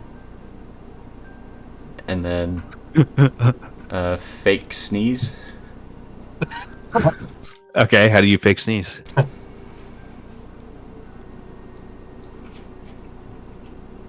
gonna pour something into my nose to actually sneeze. Okay, sure. Yeah, you pour something into your nose, like some water or something that you have. Laudanum. Yeah, I'll take then my you laudanum sneeze up the nose. loudly. You sneeze loudly all over V's chest. Huh? He stashes the pocket watch and he starts walking towards the backside of the building. I'll get ready to grab him. When Okay. he comes around the corner. He's turning on his heel to come around the corner. Go ahead and make a contested athletics roll. Brain him. And the first thing I'm going for is covering his mouth. He got a 6. Okay, hopefully I can beat that. Snake eyes. Snake eyes. 3! What is with my Here, man. fucking dice tonight? He shoves you back. He pulls the billy club. Who are you two? Wait a minute. Hold on. If he only rolled a 6, would that count as a simple difficulty? Because I would auto pass that with my 2 ranks. Does not work for contested. It was worth a try. Yeah, it was worth a try. Who are Sometimes you it two? works. Wait a minute. You're the two we're looking for. Can I try and tackle him? Yeah, sure. Yeah, athletics roll. It's not gonna go well. I mean, I'm good at it. He got a 3 this time. Alright, so all you need to do is not roll I snake can eyes. pass it. He needs to roll better than 3. He doesn't have any bonuses. I thought ties would be 5. the aggressor. Well, but if you roll snake eyes, that's 2, and the guy rolled a 3. So Yeah, that's why I said just not snake eyes. oh, I see what you're saying. 5. 5. Yeah. To your surprise, Dare tackles this dude to the ground. He's fighting back against you. What do you want to do? You got another action. Me? Yeah, you get another deed. He's done something. It's wrapped back around to you. Okay. I will go just kind of appreciate the tackle. Like that was impressive. And then I'm gonna go just put my hand over his mouth. You feel like there's not a good chance that he's going to be held down by Dare very long. Oh, I know. That's why I want to cover his mouth first, Okay. and then I'm gonna just kind of pin him. Make an athletics roll. This time it is easy for you, so you get to keep your higher roll when you roll twice, because it is still contested. He got a 3 again. Well, I got a 12 on the first one. All so right. at least I That's passed. enough. That's enough. You grapple him down. Are you trying to choke him out? Not right now. I do want to keep his mouth covered. He's shouting through your mouth. It's not, the words aren't making sense, but like you can't actually like mute him with your hand. Okay, then yeah, I would put essentially one hand over his mouth and then just wrap the other one around his throat and start choking him. Only hold it until he goes limp. He goes limp. I will release it and then I'll pick him up and throw him over my shoulder. Okay. Point to the woods. One moment. I'm gonna check for a pulse. Yeah, he's still alive. Okay. Yeah. He's also got like a revolver and bullets and a Hopefully pocket watch and a billy club. Hopefully I won't need this, but I'm gonna take the revolver. Okay. Are you moving up to the door? I'm going to keep looking out. Oh, you would also find a key on him. I'll take that. Okay. Make an awareness roll.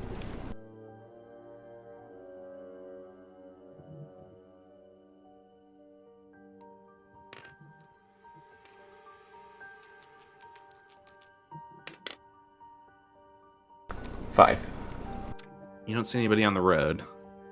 When you look up towards the house, you see some movement in one of the windows, but it doesn't look necessarily reactive to what's going on where you are. You just can tell for sure that there's people in there. Okay. I'll take a listen and see if I hear the other guard from the other side, maybe heading this way after Sure. all of that.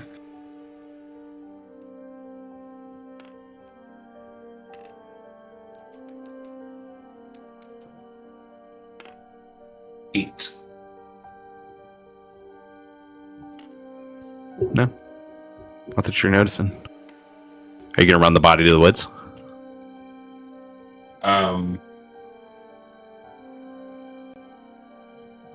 Should I take him to the woods?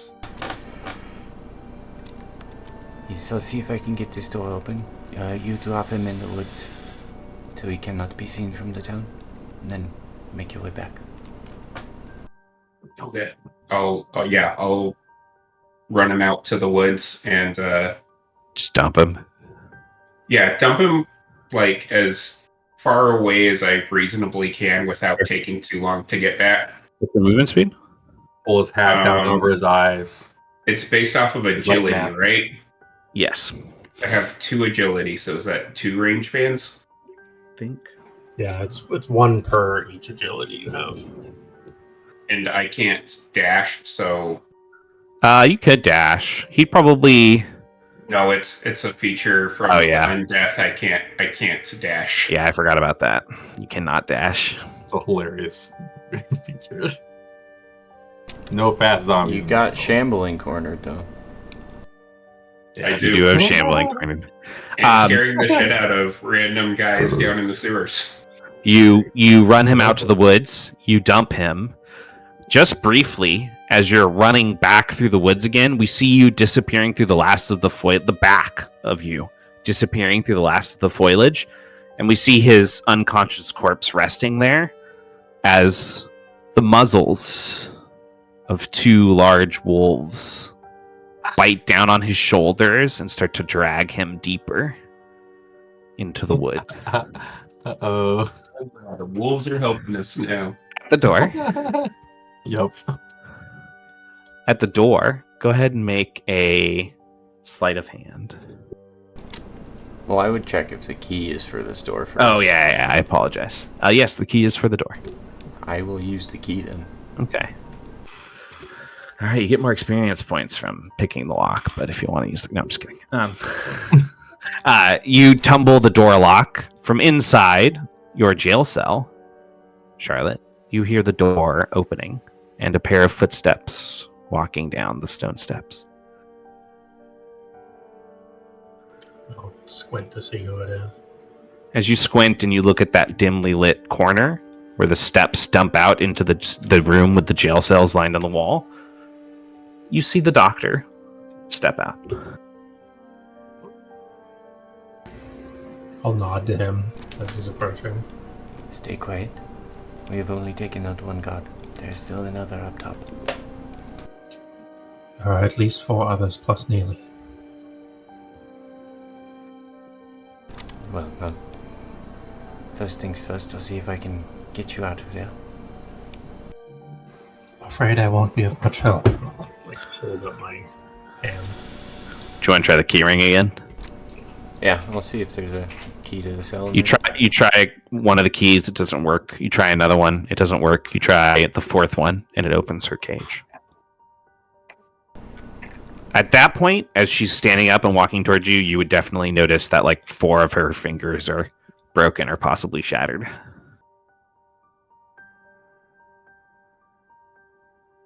Also, at this point, V would appear at the bottom of the stairs.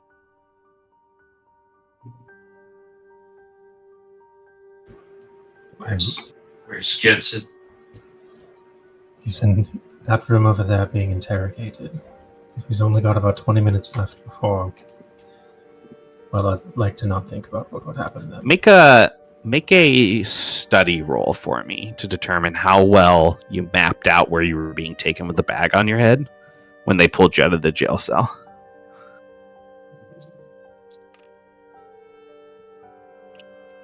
I'm going to say for you it's easy. That'll drop it to simple. I would also, just in case this would require another roll from her, I would be asking her about a description of the room that she was in, if there's any other exits or anything like that.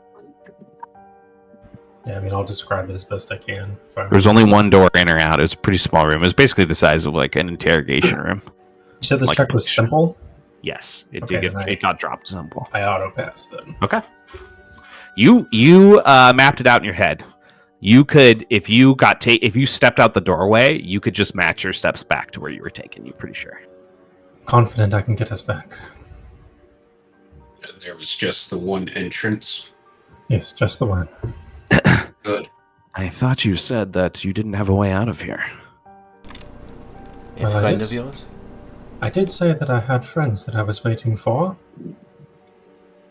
He'll stand up weakly and kind of straighten out what was once a fairly fine suit that has since rotted on him inside of this cell. He looks very emaciated and definitely has not had water in far too long. You can see his veins. Dr. Volz, would you mind trying any of those keys on his cell as well? He hasn't exactly been helpful, but he hasn't been adversarial either. And he definitely deserves to get out of here. He's a councilman after all. Councilman Monroe, you find me as something of a political prisoner, I would say. I see. Well, let's see if we can get you out of there. You tumble through the last 2 keys and then eventually unlatch his jail cell. He kind of reaches out and he puts a hand on one of the cell bars and he weakly steps out. Although I don't know how much use I'll be. You're of more use to us out here than you are in there, at the very least. Either way, we're happy to get you out. Would I have a little flask of water or anything? Yeah, definitely. I think first you should have a sip of this, if not more. He'll take it and he'll start drinking from it. He'll sip it first, and then you can tell, it washes over him, and he'll take a couple big gulps. Yes, that was very much needed. This and perhaps some eel, and I'd be feeling much better. And there'll be time for that later. He'll nod. All of you are intent on rescuing your friend? Very much so. Means a lot to us. We should be going then. Are you hurt, Councilman? I've been better, and I'm not much of a fighter. But if it comes to chasing down that slippery Neely, I'll do whatever I can to make that man pay. I'll hand him the billy club from the constable. He'll take it and kind of swing it weakly a couple times. If it's necessary, at least I've got something. Just try and hang back. He'll nod. Stay behind me. Yes, this one is quite a good fighter. I like the sound of that. Shah, should I look over your hands now or later? Perhaps later, I think. As much as little as they are helpful at this moment, I don't think we have much time to waste. Right, well, do your best not to move them. Do what I can. Now, where is Jensen? I will give basic directions. You lead them Just out, split up. and you start to retrace your steps in your mind, and you know that it is in this house, and it is on the first floor. You guys are coming out right here. As we get out, I'll point in that direction. So we have to go across the street. Sure do. And Okay. as you guys get out, you would notice that there are 2 constables here. One is continuing this way, and the other one is turning this way. Perhaps I would be better used intercepting our new friends. Know this, I do truly believe that Herc and at least some of his men aren't completely aware of the corruption that is going on.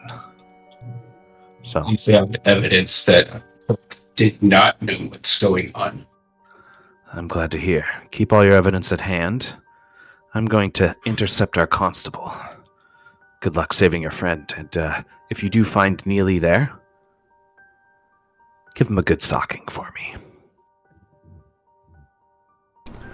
One You of us turn- will, at least. He's gonna hand the billy club back to you, and then I'll he's take gonna it. take a deep breath, and you're gonna hear him mutter, "I always hated when my mother made me act." And he's gonna stumble forward a few feet, and he's gonna go, "Oh, constable, the wolves, the wolves!" And the man's gonna turn and Councilman Monroe and start running in his direction. Could make stealth rolls. The difficulty does move down a step to simple because of his distraction. I auto pass. Close auto passing fiend over here. Use a words of encouragement on probably the doctor. Did you say it was easy or simple? It's simple now. It was easy. Oh, sweet. Then I passed. I Doctor, got a words of 6 encouragement. exactly. So his check is easy. Or Yeah, easier. Yours is incidental. So you just need a 3 or higher. I got a 3. Yay! Hey, Words of encouragement coming up clutch. Hell yeah. Somehow I knew Stella was going to be the first person to run that feature. It's so a very good. Stella feature. It is pretty good. You like 6 of them, right? I have 7 now. Oh, wow. Oh, because your character power went up? Yeah. Yeah, that's one of the only scaling features in the game. Scales with character power plus your charisma or resolve, whichever's higher. nice. All right. The 3 of you rush across as you see the first constable and then the second one also pulled in his direction as he shouts and raves. As all of you reach the side wall, go ahead and make awareness rolls as you separate to peer through different windows.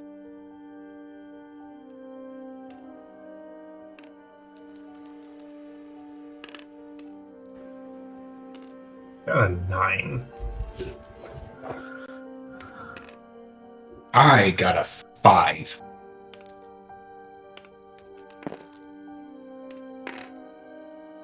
Eight. Show offs. We'll say that you each took a side to try to like maximize what windows would be viewed.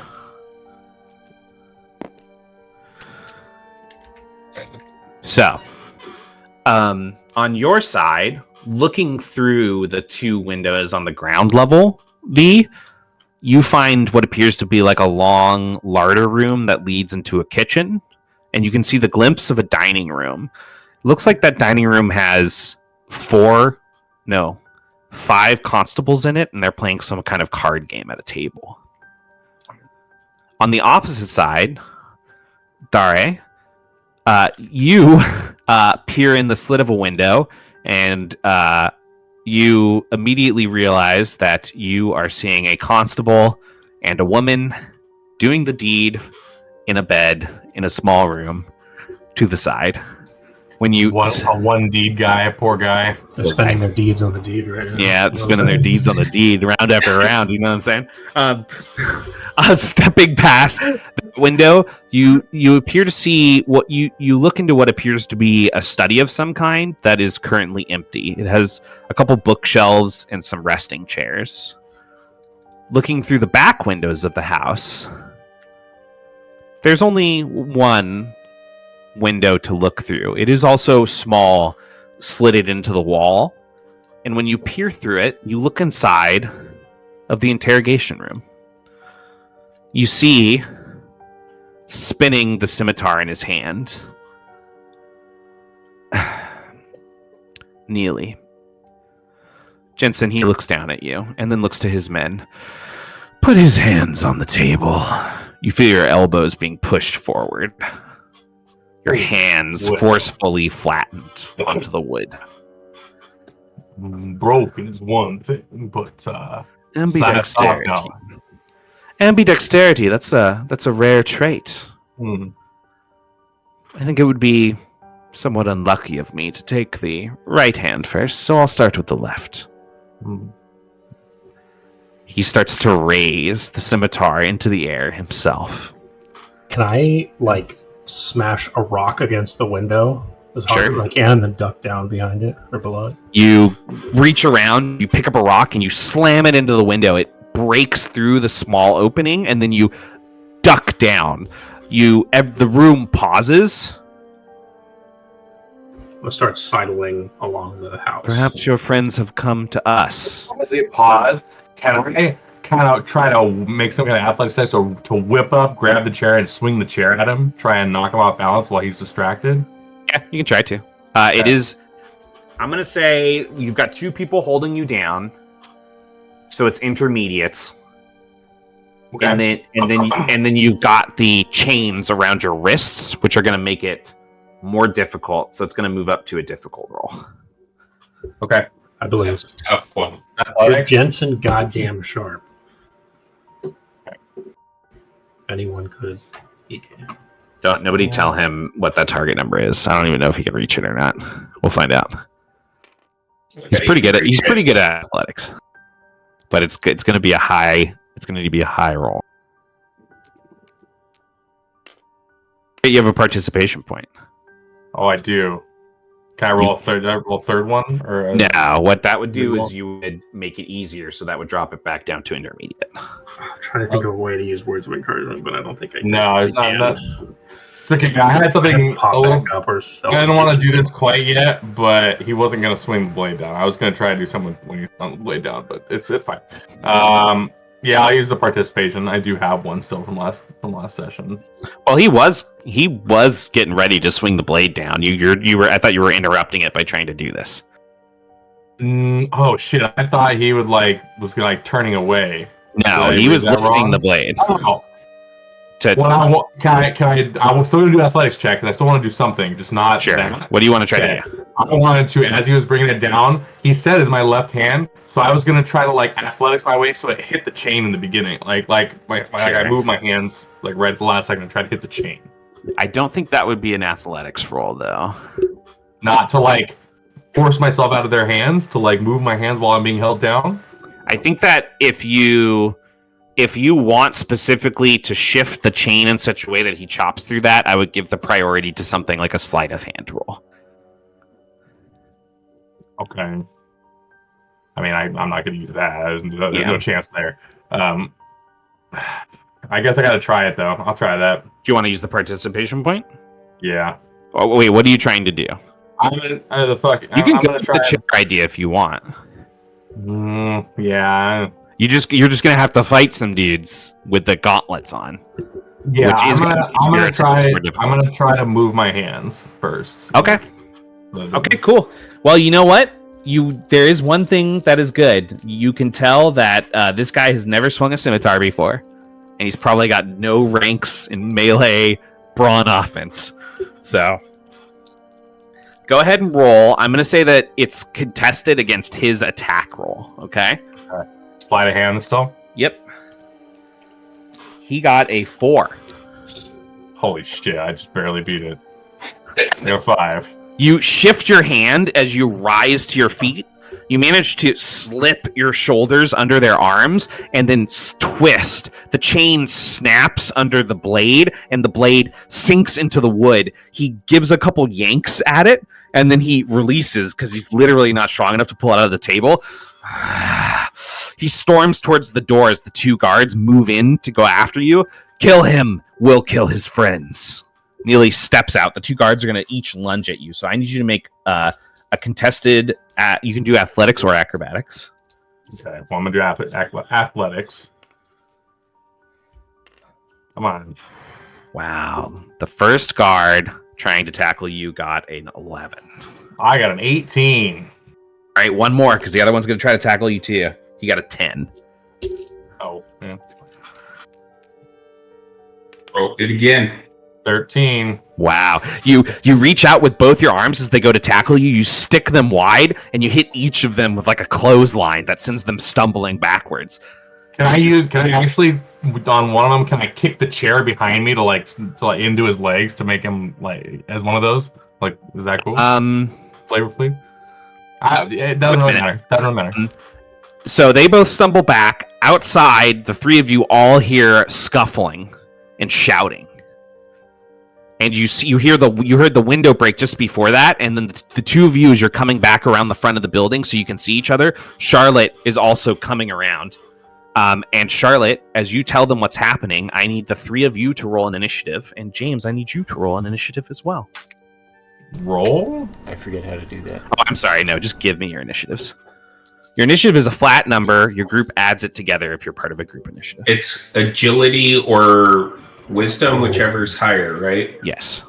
Okay. I contribute 2. 2. I am 3 plus my Monster 8? Hunter feature. Wow.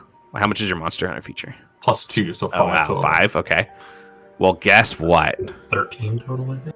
Yep. And the constables inside have a total of 5. Well, your guys are separate from his because you're not in the same place as him. Okay. So that means... I beat all these guards by myself? Yep.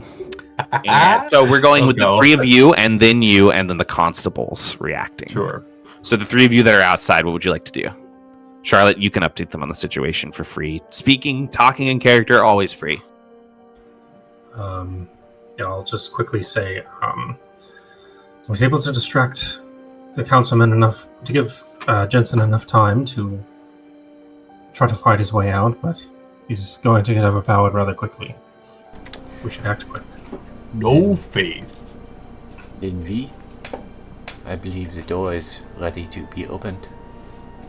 I will shoulder charge in through the door. That's going to be your action, but I'm just going to say that you're going to pass it because I believe you have how many ranks in athletics? 2? Yeah, so you're going to pass it. You shoulder charge and burst through the door. You're greeted by 2 doorways on either side of you, and then a long hall with a staircase upstairs and a couple more doorways and an exit at the back end. There's what appear to be 2 constables in the hall, and one coming from either ancillary room at you.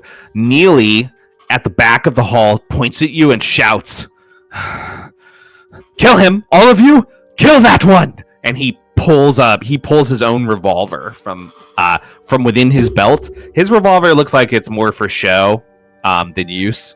It doesn't look like it's been used much, but it is very finely crafted. And that is your part of the turn, what are the other two of you doing? You haven't moved yet. You would be able to continue to move up to one of the constables if you want. Do you want to keep... Yeah, do you want to move to get like adjacent to the constable that's ahead of you in the hall, or do you want to try to intercept one of the ones on the side? I would like to position myself in a way that if any of them went to make a move on the people behind me, I would be able to intercept them. Okay. So kind of, I guess... So you're going to kind of just straighten your stance in the doorway, basically. Basically, like, I'll leave them a little bit of room to get in behind me if they want to, but I'm essentially, So you can tell that he's positioning himself in such a way that he feels like people are going to be coming from multiple directions. So what do the two of you want to do? You're still standing outside the door. I'll rush up to the doorway, like holding the revolver, like covering one of his sides, like with my right side on the outside of the door, like peering in, like trying to cover one of his sides if needed. Okay. Do you want to fire the revolver or anything? Or you just want to hang out? I'm just hanging out. Okay. I'm gonna see what happens. Charlotte.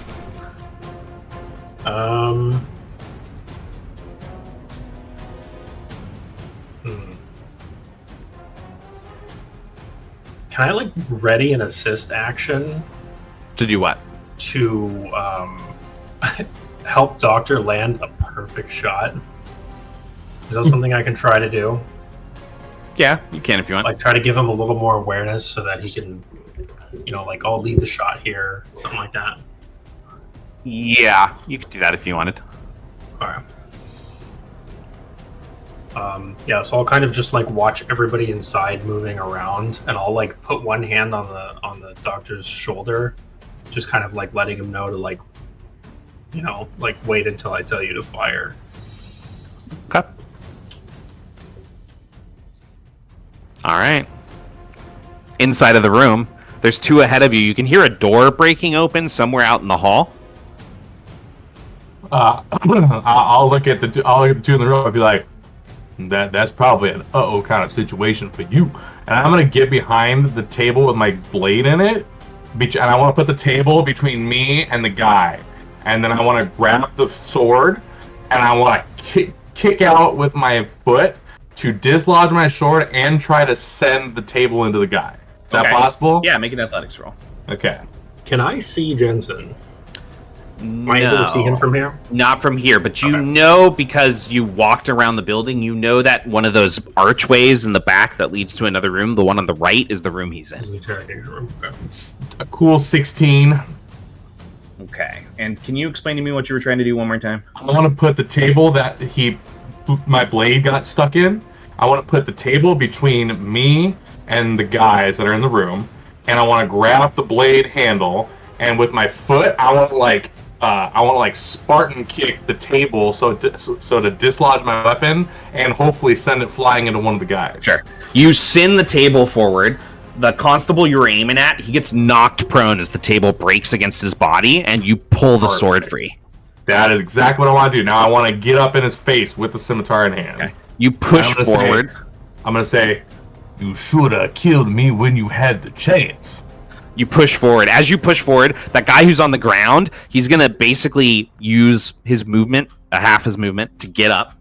He pulls himself to his feet, he throws it off of him, and he whips at you with the billy club. Go ahead and make a dodge roll. Against 5.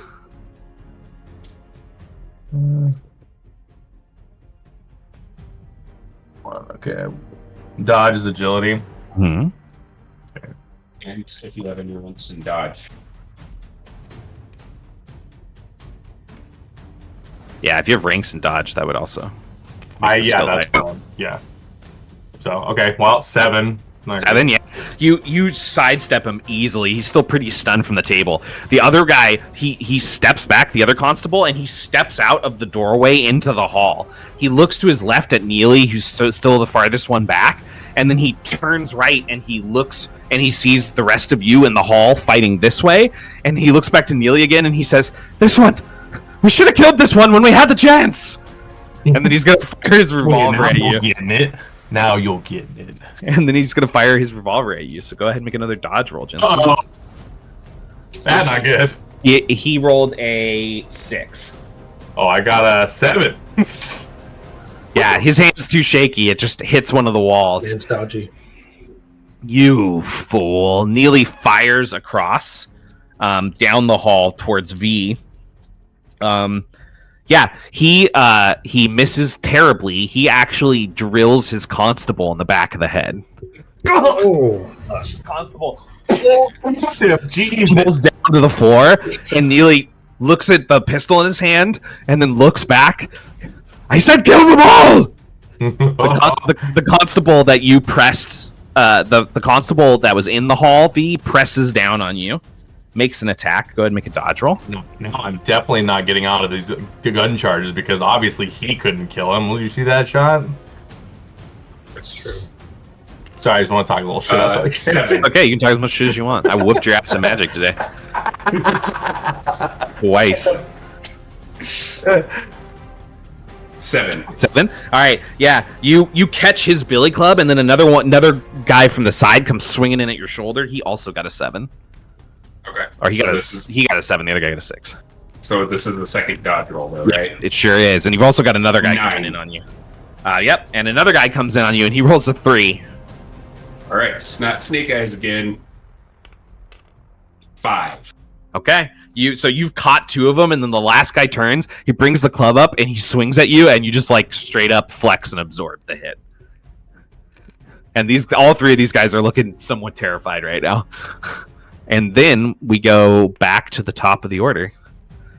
There are 2 other constables. They rush out of the left door at the back. Each of them grabs Neely by one of his shoulders, and they look like they're walking him back towards the door. The back door. Like they're trying to push him into a more safe position. Was Top of the order is door your trio. leading outside from the back? Yes.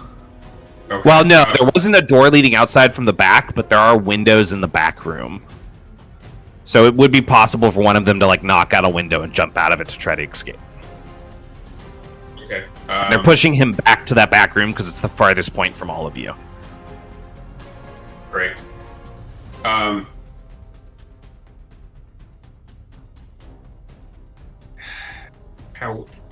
Which I'm gonna direction was that? Like, you So, said Jensen was to the right. Yeah, Jensen is to the right of them, a little ahead of them in a separate room, and then all of you are even farther away at like the entrance side of the building.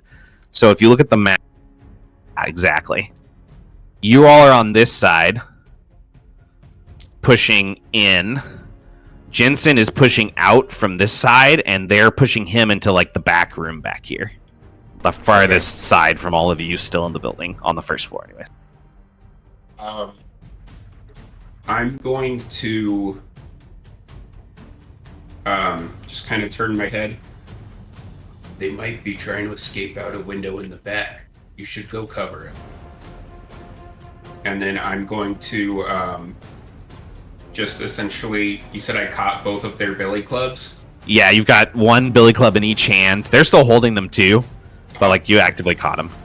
Right. And can I try and like pull them together to like conk their heads, all Sure. 3 of them, since they're all standing right in front of me? Sure. I got a grip on 2 of them already. Sure.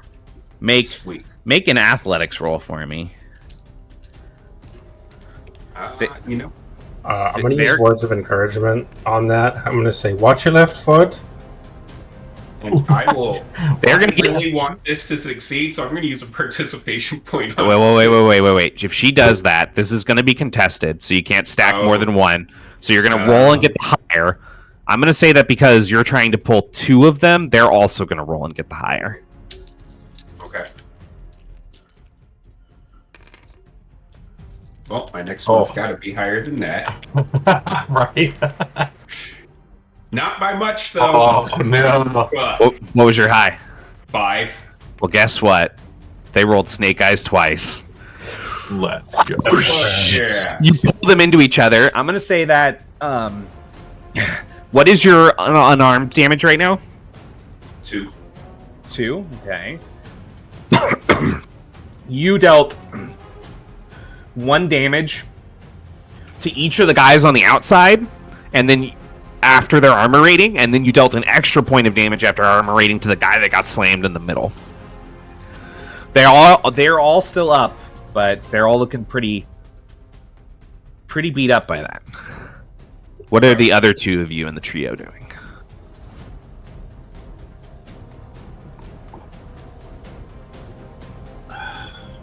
Like, I'm gonna go around the house to where that window is. Like V was saying, I don't know how much I can do to prevent these guys from getting through a window, but You can always start making awareness rolls. I was more talking to my dad because he had a pistol. He could that's true. shoot somebody if they were trying to come out the window. It's true. Or he could give the pistol to you. You never know. You could shoot people if they came out the window. Her hands don't work right now. Yeah, my hands don't work. You can probably try got to shoot broken. with the hand that doesn't have a broken pointer finger. Right? All you need is a working That's true. pointer finger. Are you right or left-handed? What's your dominant hand? I'm gonna say she's probably left-handed. I'm thinking about putting a thing on the character sheets for this system where I think my left hand was the one that had the pointer finger broken, though. well, either way, you're running around the side of the building. What's your move? What's your range? 2. Okay. I'll say that you can get to one of the 2 sides to peer out with a move. Okay. So you rush around, we'll say the left side, and you're peering back. The window hasn't been broken yet. Okay. Yeah, I mean, I'll do an awareness roll just see if I can spot anything useful here. Maybe keep an eye out for people coming too.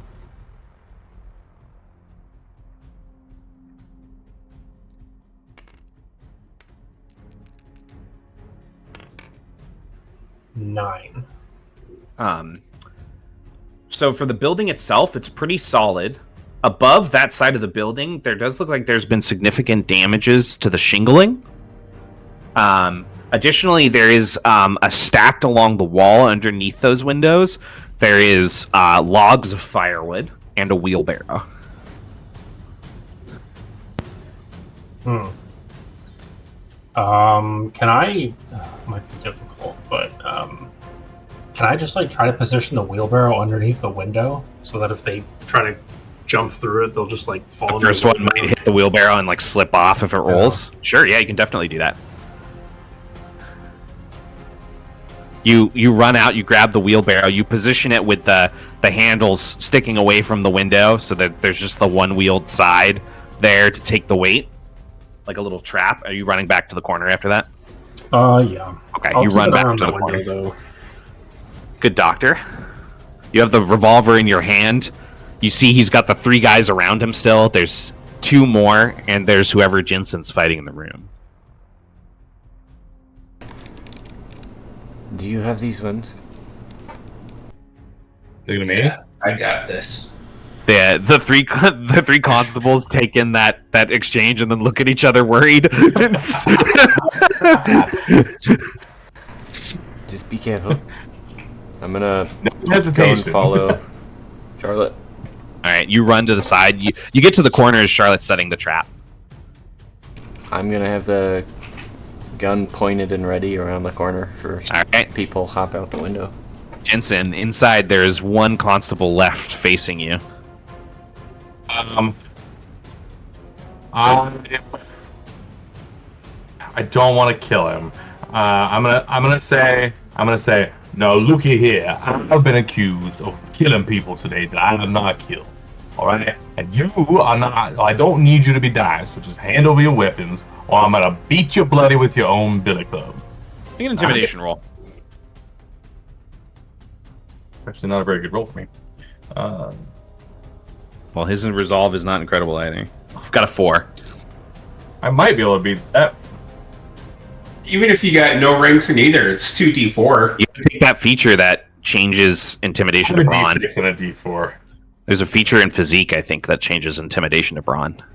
There is. I saw that. Really? I was thinking about going there. 6.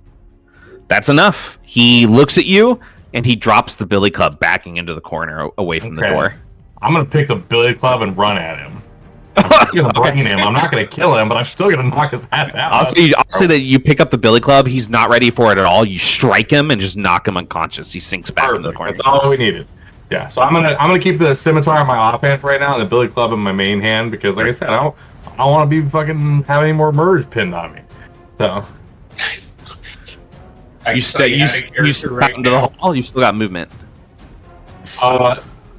I mean, I have an agility of 3, which means I have 3 bands. Oh, you got right? tons of movement, yeah. Can I go after? Did I hear? When you out of the room, you look to the left and you see V fighting these 3 constables that have surrounded him by the front door. And you look to the right and you see the other 2 constables pushing Neely into the back room.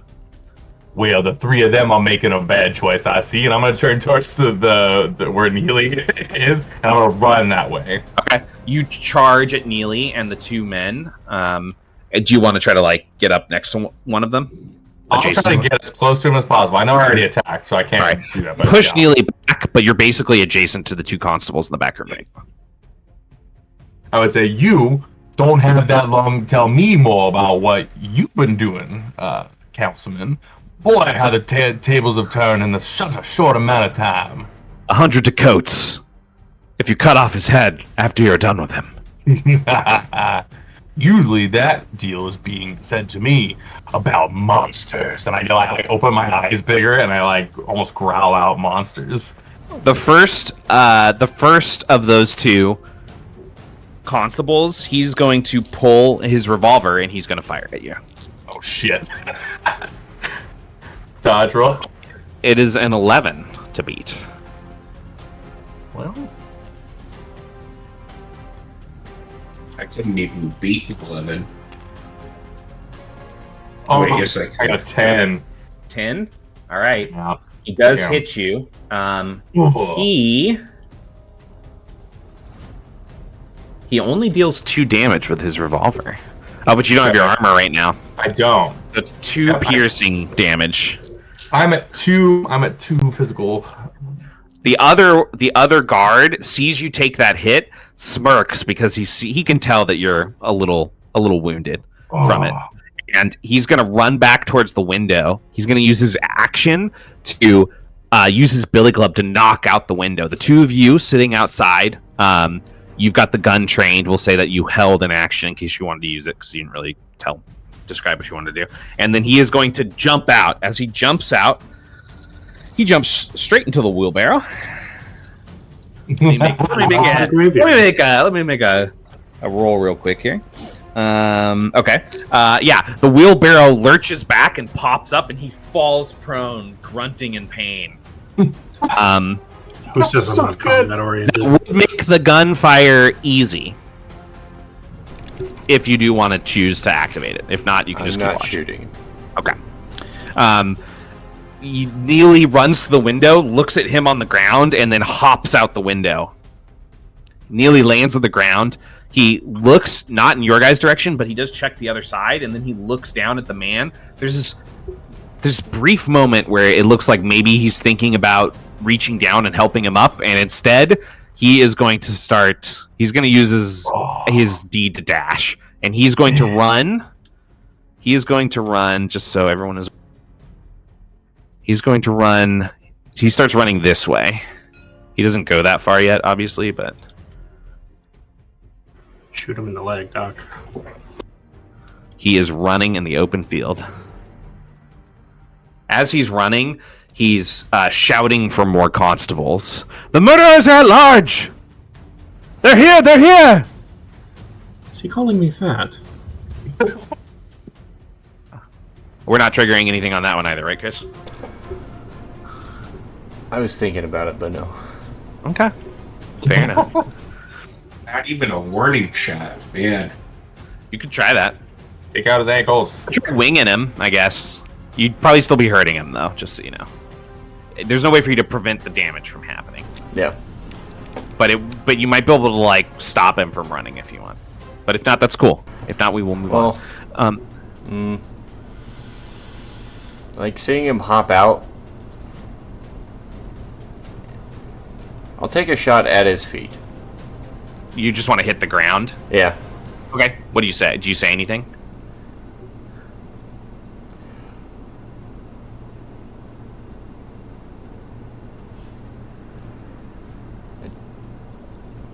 Don't go anywhere.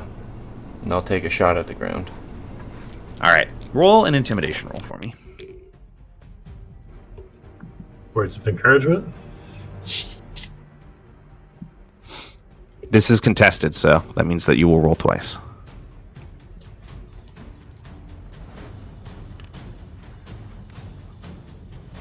Roll twice. Yep, and you keep the higher because it's contested. It's not against the specific. Ooh. Well, that's a 2 for the first roll. Number to beat is 4, so And a 10 for the second roll. there you go. Hey, let's go. He takes a deep breath. He looks at you. He's going to...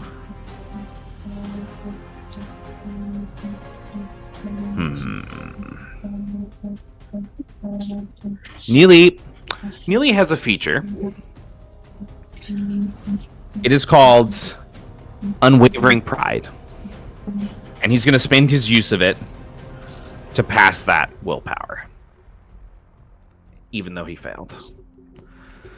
I do believe you took an oath, Doctor. He's going to turn and start running anyways.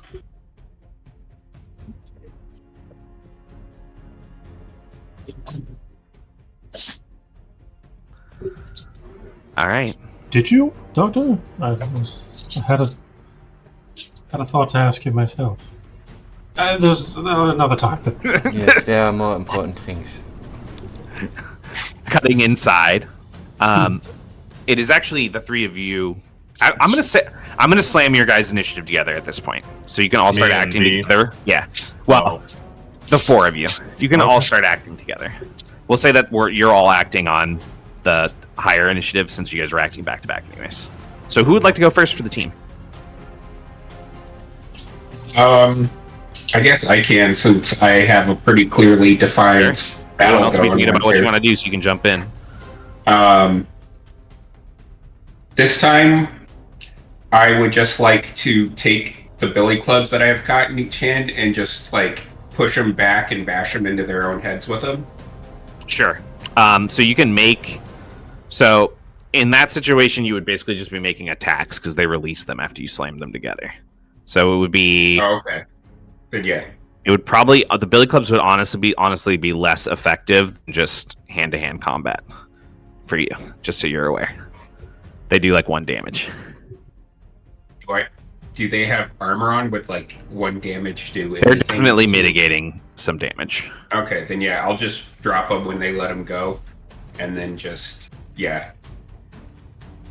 start beating the shit out All of right. You're gonna spend your deed to make an attack. them. Okay. You run towards. Do you want to go after the one that you've dealt 2 wounds to? Yeah, I want to get the middle one that still has his billy club. I'm gonna take care of him first. Okay. Go ahead and make your attack. He is going to attempt to dodge. 14. He's not very good at dodging. Yeah, you succeed. Okay. Yeah, I just like And what's your damage total? 2 for 2? my unarmed All right. attacks. Ugh. He's looking a little stunned by that. I do believe you can make an offhand with your deed as well. Yeah, I can make another one. So then I'll just see him off balance. I'll just make an uppercut. Okay, go ahead and roll one more time. He rolled a 5. I rolled an 11. Oh man! All right, this strike just knocks him out. It sends him back into the rail, the wooden rail of the stairs, and he breaks through it and just crashes into them. And then I'll just square up back again to both. They Which look. one of you's next? They look at each other. One of them pulls a large, heavy-bladed knife, and the other one reaches for his revolver. Who's next? I'll go. How many guys were in front of me still? 1 or 2? There's one in front of you, and then the other one and Neely both went through the window. It looked like to you that the constable that went through the window first may have fallen into some kind of trap, though, because he cried out and sunk out of view. It wasn't very graceful.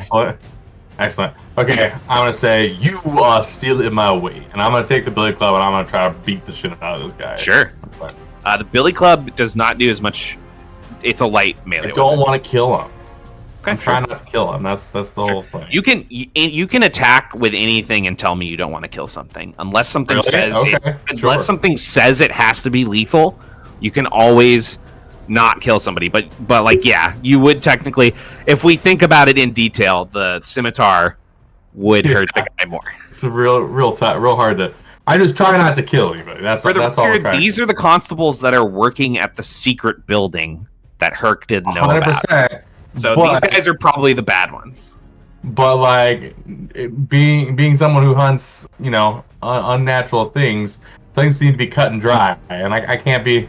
They're not going to trust me. The townspeople ain't going to trust me if I'm killing people, that aren't monsters.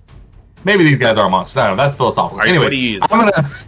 I will hit him with the scimitar then if I can, obviously, because that invokes all my bonuses and shit. Make your attack roll. Are you using it with 2 hands? That would increase the damage by 1 to 3. Yes, I will. So I just want to be clear too on weapon training, which is the first the basic one you pull, right? It says when you make a weapon attack, you gain a bonus to your attack roll equal to the attribute ranks that the weapon used to determine. Yeah. So that means I get another flat bonus on top of this because I already have. What do you have a bonus? +3 that's on my sheet. That's already. The +3 that's on your sheet. That's the +3. Okay. And then this, additionally, when you take this feature, you gain a common weapon of your choice, so you have an additional +1 bonus to attack rolls. I mean, I get a 4th? Yeah, if you chose swords. Okay. The scimitar is a sword. Yeah. Okay. Cool. Then it's then I got a 14. Yeah, that definitely 14. Hits him. Okay, my base damage is 2 plus my sword is a +1. And you're doing versatile, so it's another +1. So you just did 4 wounds to that guy. Yeah. The blade opens up across his chest. He's still trying to stand against you, but you can tell if he gets hit by another one of those, he's going down. Sure. If he's like, I'm just gonna try and book it. I'm gonna try and get. You want to just run past him out the window? Yeah, I want to get Neely. He is gonna make an attack of opportunity on you. Okay. With his club. It is Dodge. D6s. Yep. Fuck this. Don't worry about it. He misses completely, and you run out the window. As you land on top of this sprawled guard. You can hear one of his ribs break as he cries out in pain. I'm gonna give him a wound. Oh, pardon me, and I'm gonna act like when you like push off something to get up. I'm gonna push off of his face really hard. Yeah, sure. Yeah. As you pull yourself to your feet, you see the 2 of them to the left of you. You don't see Neely. That way. But first, Jensen, a moment. We gotta catch him. I'm gonna hustle up to you, and I'm gonna reach into my boot and pull out one of the pieces of paper that I hid there. I'm just gonna tear it in half with my teeth as I put my other hand on your shoulder, and I'm gonna cast heal and heal you for 1 wound. Thank you. That would remind you that you did you. Oh no, you didn't end up picking up one off the ground. Look as you're doing this, I'll be like, shit, Charlotte, I'm sorry. I saw your sigil in the, yes, I do know it's a sigil. In the interrogation room on the floor. How do you react when he says sigil? It's all right, Jensen. It wasn't for you. Perfect.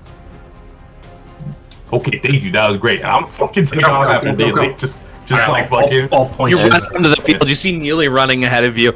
Someone help me! There's a demon with a blue beard! Oh, well, that's not very nice. I am no demon. I do have a blue beard, though. Thank you for showing. Now come back here, councilman. And I'm fucking sprint after him.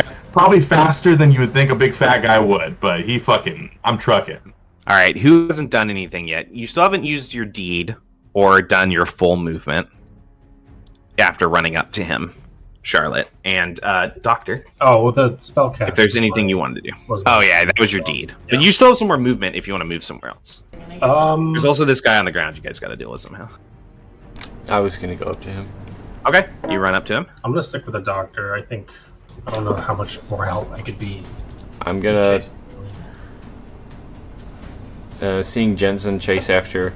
I'm going to rush up to this guy. Just put 1 foot on his chest, pointing the gun down towards his face. Please do not make me shoot this. Don't move. Make a persuasion roll. I will actually move up to the window and just see if I can see V, because I have not seen him. You do see V all the way at the end of the hall. Yeah. It looks like he's taken out one of the 3 guys and he's working on the other 2. Gotta keep my mind map going. Of where Yeah. 8. It's very your character. 8? And is that how the 4 of you are ending your turn? I don't think anyone else has anything, right? Unless you want to move more after that. But he glares at you as their turn starts. And then he's going to lurch towards you. Me? Or You. who? You, Me, doctor. who? Sorry, I apologize. Doctor, you tried to persuade him, but he doesn't think you have the gall. So he is lurching up to attack you. Never underestimate the doctor. They're crazy. I'm going to say that you held in case you wanted to pull the trigger. Can I shoot the gun at the ground and then like hold the hot barrel at him? You can, but he is like lurching to tackle you. So you're not sure. It would be difficult for him to even really register that you're trying another warning shot at that point. You need to either shoot at him before he tackles you or like dodge out of the way if you want to like make sure you're not tackled right now. Oh, right. This is like a thing that's happening in the moment. Gotcha. I will try and dodge then. Okay. Make a dodge roll. He's going to make an athletics roll. It's 2d6. You got an 8.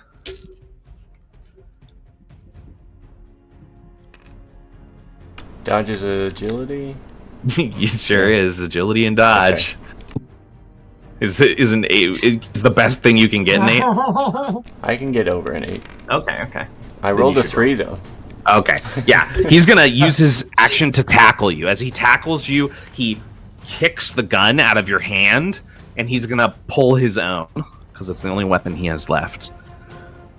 When he does that, he gains control of you in the grapple, and he's got you down on the ground, and he's pointed the gun towards your head, looking at Charlotte.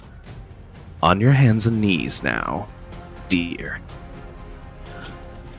Whatever you say. Inside, the 2 remaining attack V again. The first one, again, you just dodge the attack. The other one does successfully hit you for one bludgeoning. Yes, I apologize. Go ahead and roll your first dodge. I'm pretty sure that he missed though, because he got a 3. I got a 2. Oh, wow. Okay, so the first guy does hit you for 1 bludgeoning. Which I absorb. Yep. You absorb the hit. The other one looks at him, shakes his head, and he's just going to try to shoot you because he knows he can't hurt you with the fucking... This is an 8 against your dodge. 3. A 3? All right. That is 2 damage piercing. I absorbed both of those too. What kind of a monster are you? Yes. It's weird for Good it's weird to be the narrator and be on the side of like the scared characters that can't hurt the thing they're fighting. I like it. Then we cut to Neely, who you're chasing up the field. He's gonna move and dash. His movement speed is 2 range bands, so that clears 4. Okay. All right. How would you say that when he started his turn, how far away was I? You were probably like 3 range bands away from him. Okay. Damn. Yeah, you're in a rough spot right now. The foot race is not on your side because he's like 7 ahead of you right now. I'm gonna dash. It is your guys' dash initiative. 6. You can dash 6 and get within 1, so eventually you will catch up to him. Do I notice anything going on behind me? Do I notice the scuffle, or I was too focused on? Well, you know that you left them with a guy who could, like, you left the 2 of them to deal with a constable. Okay, I will kind of like, as I'm sprinting, I'll kind of like do the math in my head and see how close he is to the building. Be like, fuck, and I'll like kind of like slow down and look back and see the situation, and then I'm gonna fucking sprint back. Okay. So you want to sprint back to the behind the building. Yeah. All right. So you decide your friends are more important. You turn on Neely, away from Neely, and you run back. As you cut back around the side of the building, you're behind the guy. He's glaring at Charlotte as she's slowly dropping down to her knees to comply. The gun barrel to the side of Darius' head. I left you face first in the dirt. I say immediately. Try and pull his attention. He releases and starts to whirl around towards you. Well, this is interesting. I have 3 range bands of movement. Could I have gotten to him? You're not adjacent to him, but I'll let you spend a deed to try to tackle him from a distance. I mean, sure. Yeah, I'll spend my deed for that. Make it up, unless you want to use a ranged weapon. I don't have any of my weapons on. You don't have any of your shit with you. That's true. Well, you do have the club. You can throw the club if you want. It is a light melee weapon, which means it has thrown. So you could throw the club at him if you want. Oh man, that sounds fun. I want to hit him and then have it slow motion twirl in the air. Anyway, no, I'll try to tackle his ass. I'll try to tackle. Make an athletics roll. He got a 4. I'm not rolling well on this. Other than when I needed to get Dari. When I didn't need to roll high, I rolled high, of course. 9.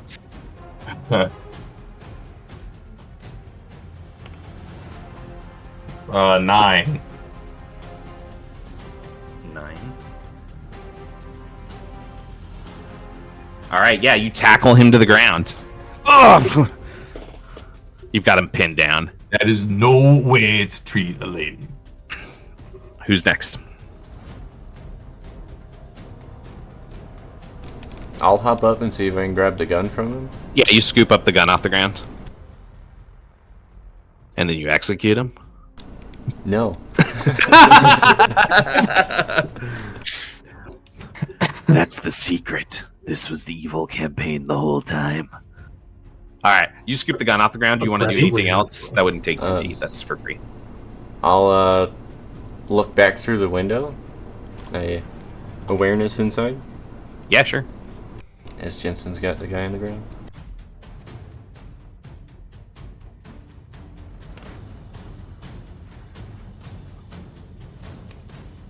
What time of day is it right now? It's the morning. It's like 10 or 11 a.m. right now. That's a 4. 4?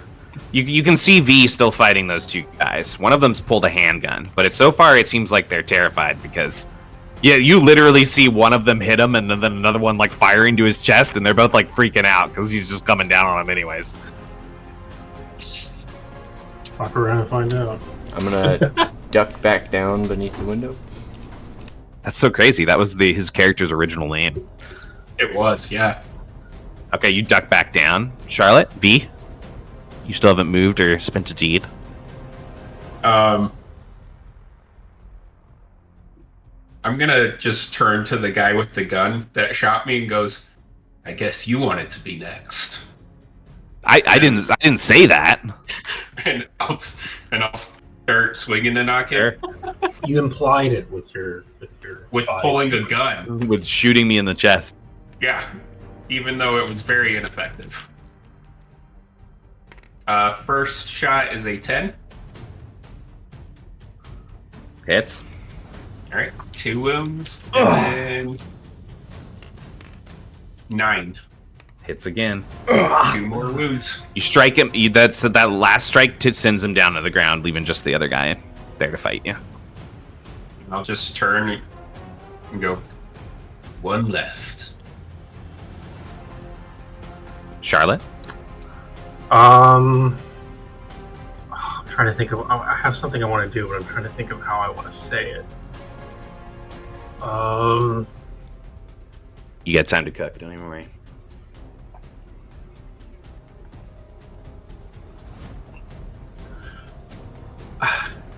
This is gonna hurt my old lady voice, but I'm gonna yell as loud as I can towards like the center of town.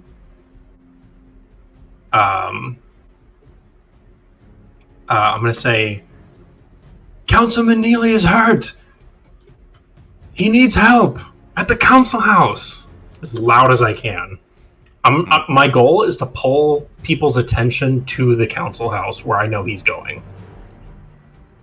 Okay. There's some people on the road who have stopped at this point and are looking in that direction, and then you can see are looking up. They don't know that you're behind the building, but yeah, I mean, where you can peer out. Make my presence known. Okay, you want to run around the side of the building to the front of the road? Run around the side of the house, and I'm like frantically like pointing towards the council house. My goal is to get as many people over there as possible. Let me.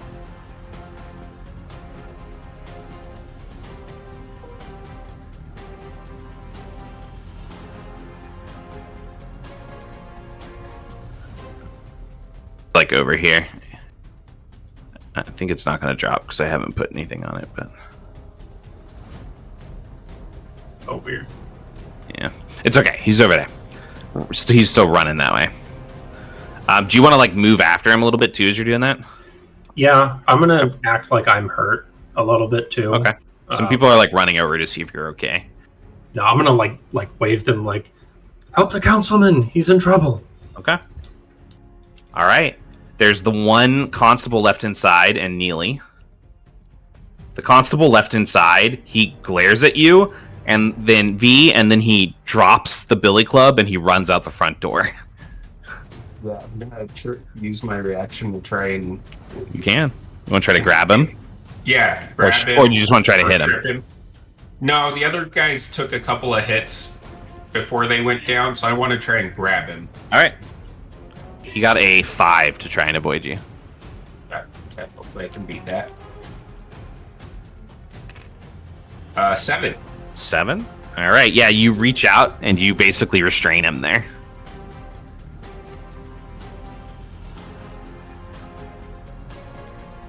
I'm going to say that we're out of turn order now, for the most part. Ely is still running in this direction.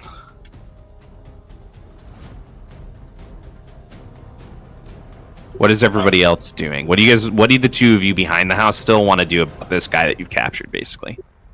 And V, what do you want to do about the guy that you've got right now? I don't really know that they're okay outside, considering there's gunshots and yelling, so I'm just going to essentially I want to try and essentially break this guy's neck. Oh, sure, yeah. No, you kill that guy.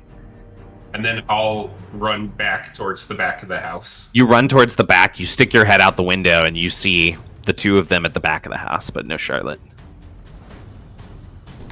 Buddy, okay? I'm gonna like start picking this guy up like with his hands like behind his back, just like pick him up off the ground and hold. Like, there'll be no more problems from this one. Neil got away to the council house. We need to go after him. I agree. I was going to, but I don't think I would have caught him. You're gonna move at half speed if you're trying to walk this guy with you, just so you know. Maybe we knock this sucker out, or we tie him up. You can tie him up for later. Agreed. Rope him up. You tie up his... I'll like kind of slam him face first into the ground. Be like, oh, sorry, was that a little too rough? As sorry as you were the first time, asshole. I take that as a compliment. And then You I tie like him up. Yeah. String his legs and his hands so that he can't really get up. He's like a turtle on its belly, or on its back. And I'll again use his face as like something to push up on to get up off my knees. I'll shove him into the ground a little bit. I'm gonna hold the revolver out to you, Jensen. I don't think I have the stomach to use this. Fair enough. I heard gunshots, so somebody must have. Oh, I shot one at the ground. That's a good start. That's a good start. Oh, fuck. And I'm gonna like look down at myself, and I'm gonna be like basically in like the basic clothes and be like, well, shit. Do we have time to go get my armor? Yeah, I was gonna run into the house and see if I could find our stuff. The council house? Yeah, the one That where he's running into? No, the one No, that, the one that we- we got interrogated in. Oh, okay, I thought you were running towards the council house. Well, we we're do looking need for the to- stuff that they took off of us. You can search Yeah. the house. You're probably going to miss whatever happens at the council house. You have no idea where it is, but it's probably in there somewhere. I'm at least gonna go in and grab my sigil off the ground if it's All still right, there. so you guys are still over here. V having You heard run them in, say you grab the sigil. V having heard them say they want to get to the council house quickly, he's just gonna, when they said that, he's gonna turn around and start heading back towards the front door. But on the way, he's going to make sure that these other two guys that went down earlier stay down. So I'm essentially going to finish them off if they're still alive. Yeah.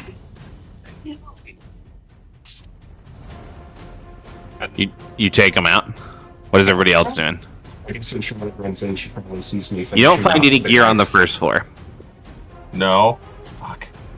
Not sure we have much time to look for our things. All I think right, I fuck. think we may have to go up to the council. I'm gonna tear the other sigil. I'm gonna heal Jensen again. Oh, much obliged, Miss Price. I'm sorry I could not prevent them doing what they did to your hands. I'm glad it wasn't worse. But Okay. Neely is going to do a lot worse things if we let him live. We got the evidence of the note, but let's not show our hand too quickly. See what he does. Are you guys going to start rushing up the road? Yeah.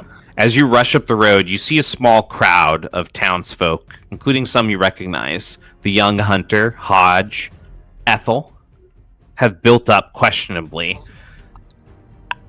Within the council house, there isn't any activity, but the door has swung wide, and stepped out of it, still weak, but resolved to his role, is Councilman Monroe, who is holding up a paper and shouting to the crowd about how he has evidence as well of the corruption of this council, of the actions of Mr. Neely. You don't immediately see Neely anywhere, and then all of you see him, well, you clock what you realize is him coming out of the backside of the council house on a horse. He turns it on its hooves, and he's trying to gallop it northwards. Do you guys try to follow? I can't even dash. There's no way in fuck I'm keeping up with a horse. All of you know you probably can't keep up with a horse, but you can at least see like what direction he exits out of town from. I'm gonna line up the revolver and try to fire on him. Go for it. You were just like I'm blind. Imagine how good you can do while seeing. Right? That's what I'm saying. This is against a 10. Just let's roll. Okay. Are you chasing as you fire? I'm gonna fire and go, no matter if I hit or not. Okay. But I get a plus. I'm gonna 3 in the assume, unless roll. any of you says otherwise, you're trying to follow him at least. I got 14. All right, you fire. You actually hit Neely. He cries out in pain as you see it go hole in, hole out, like a through wound on his shoulder. He gallops the horse more, and all of you see him enter this broken path between the trees of the Whispering Roads for the road northward. As he does that,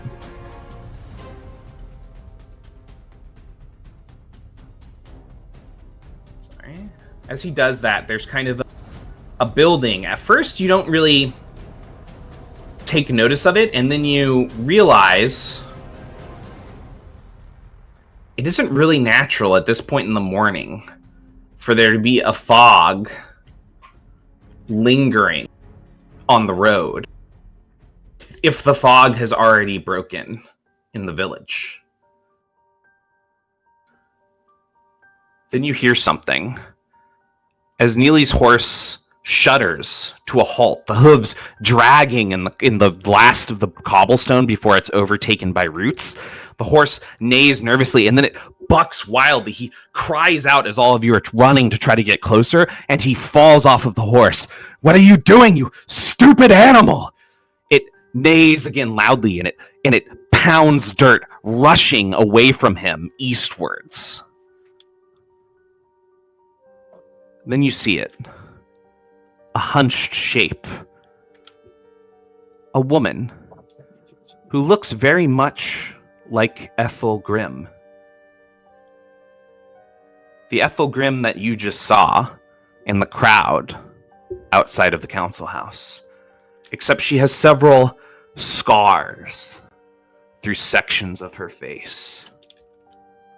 She lifts a chipped talon-like claw and points at Neely. We had a deal. I gave you what you needed, and you chose to steal from me. I should have expected it. But politicians aren't the only ones who have servants, Neely. No. Wait, Our deal isn't done. We're so close. Just help me with them. No, Neely. I don't need you anymore. Another shape, larger, breaks through the cloud. A black horse that snorts sulfur. A wrought iron, black steel armored knight with a long black blade reaching out of a gauntleted hand. A flowing black cape. And no head at all. Rides out of the fog. Oh, shit. Its shoulders square, and it lowers a chain with a hook from its hands. The hook digs into the cobblestone, kicking up parts of the road. The chain launches out, and it sinks through Neely's shoulder and out of his chest. He twists on the road. And then the black horse whirls backwards into the fog. It reproaches into the woods. It drags Neely, kicking and screaming, out of view. That woman, who looks so much like Ethel, smiles. And as the fog disappears, she disappears with it. You feel a sinking in your stomach. A sinking that's especially deep for you, Charlotte.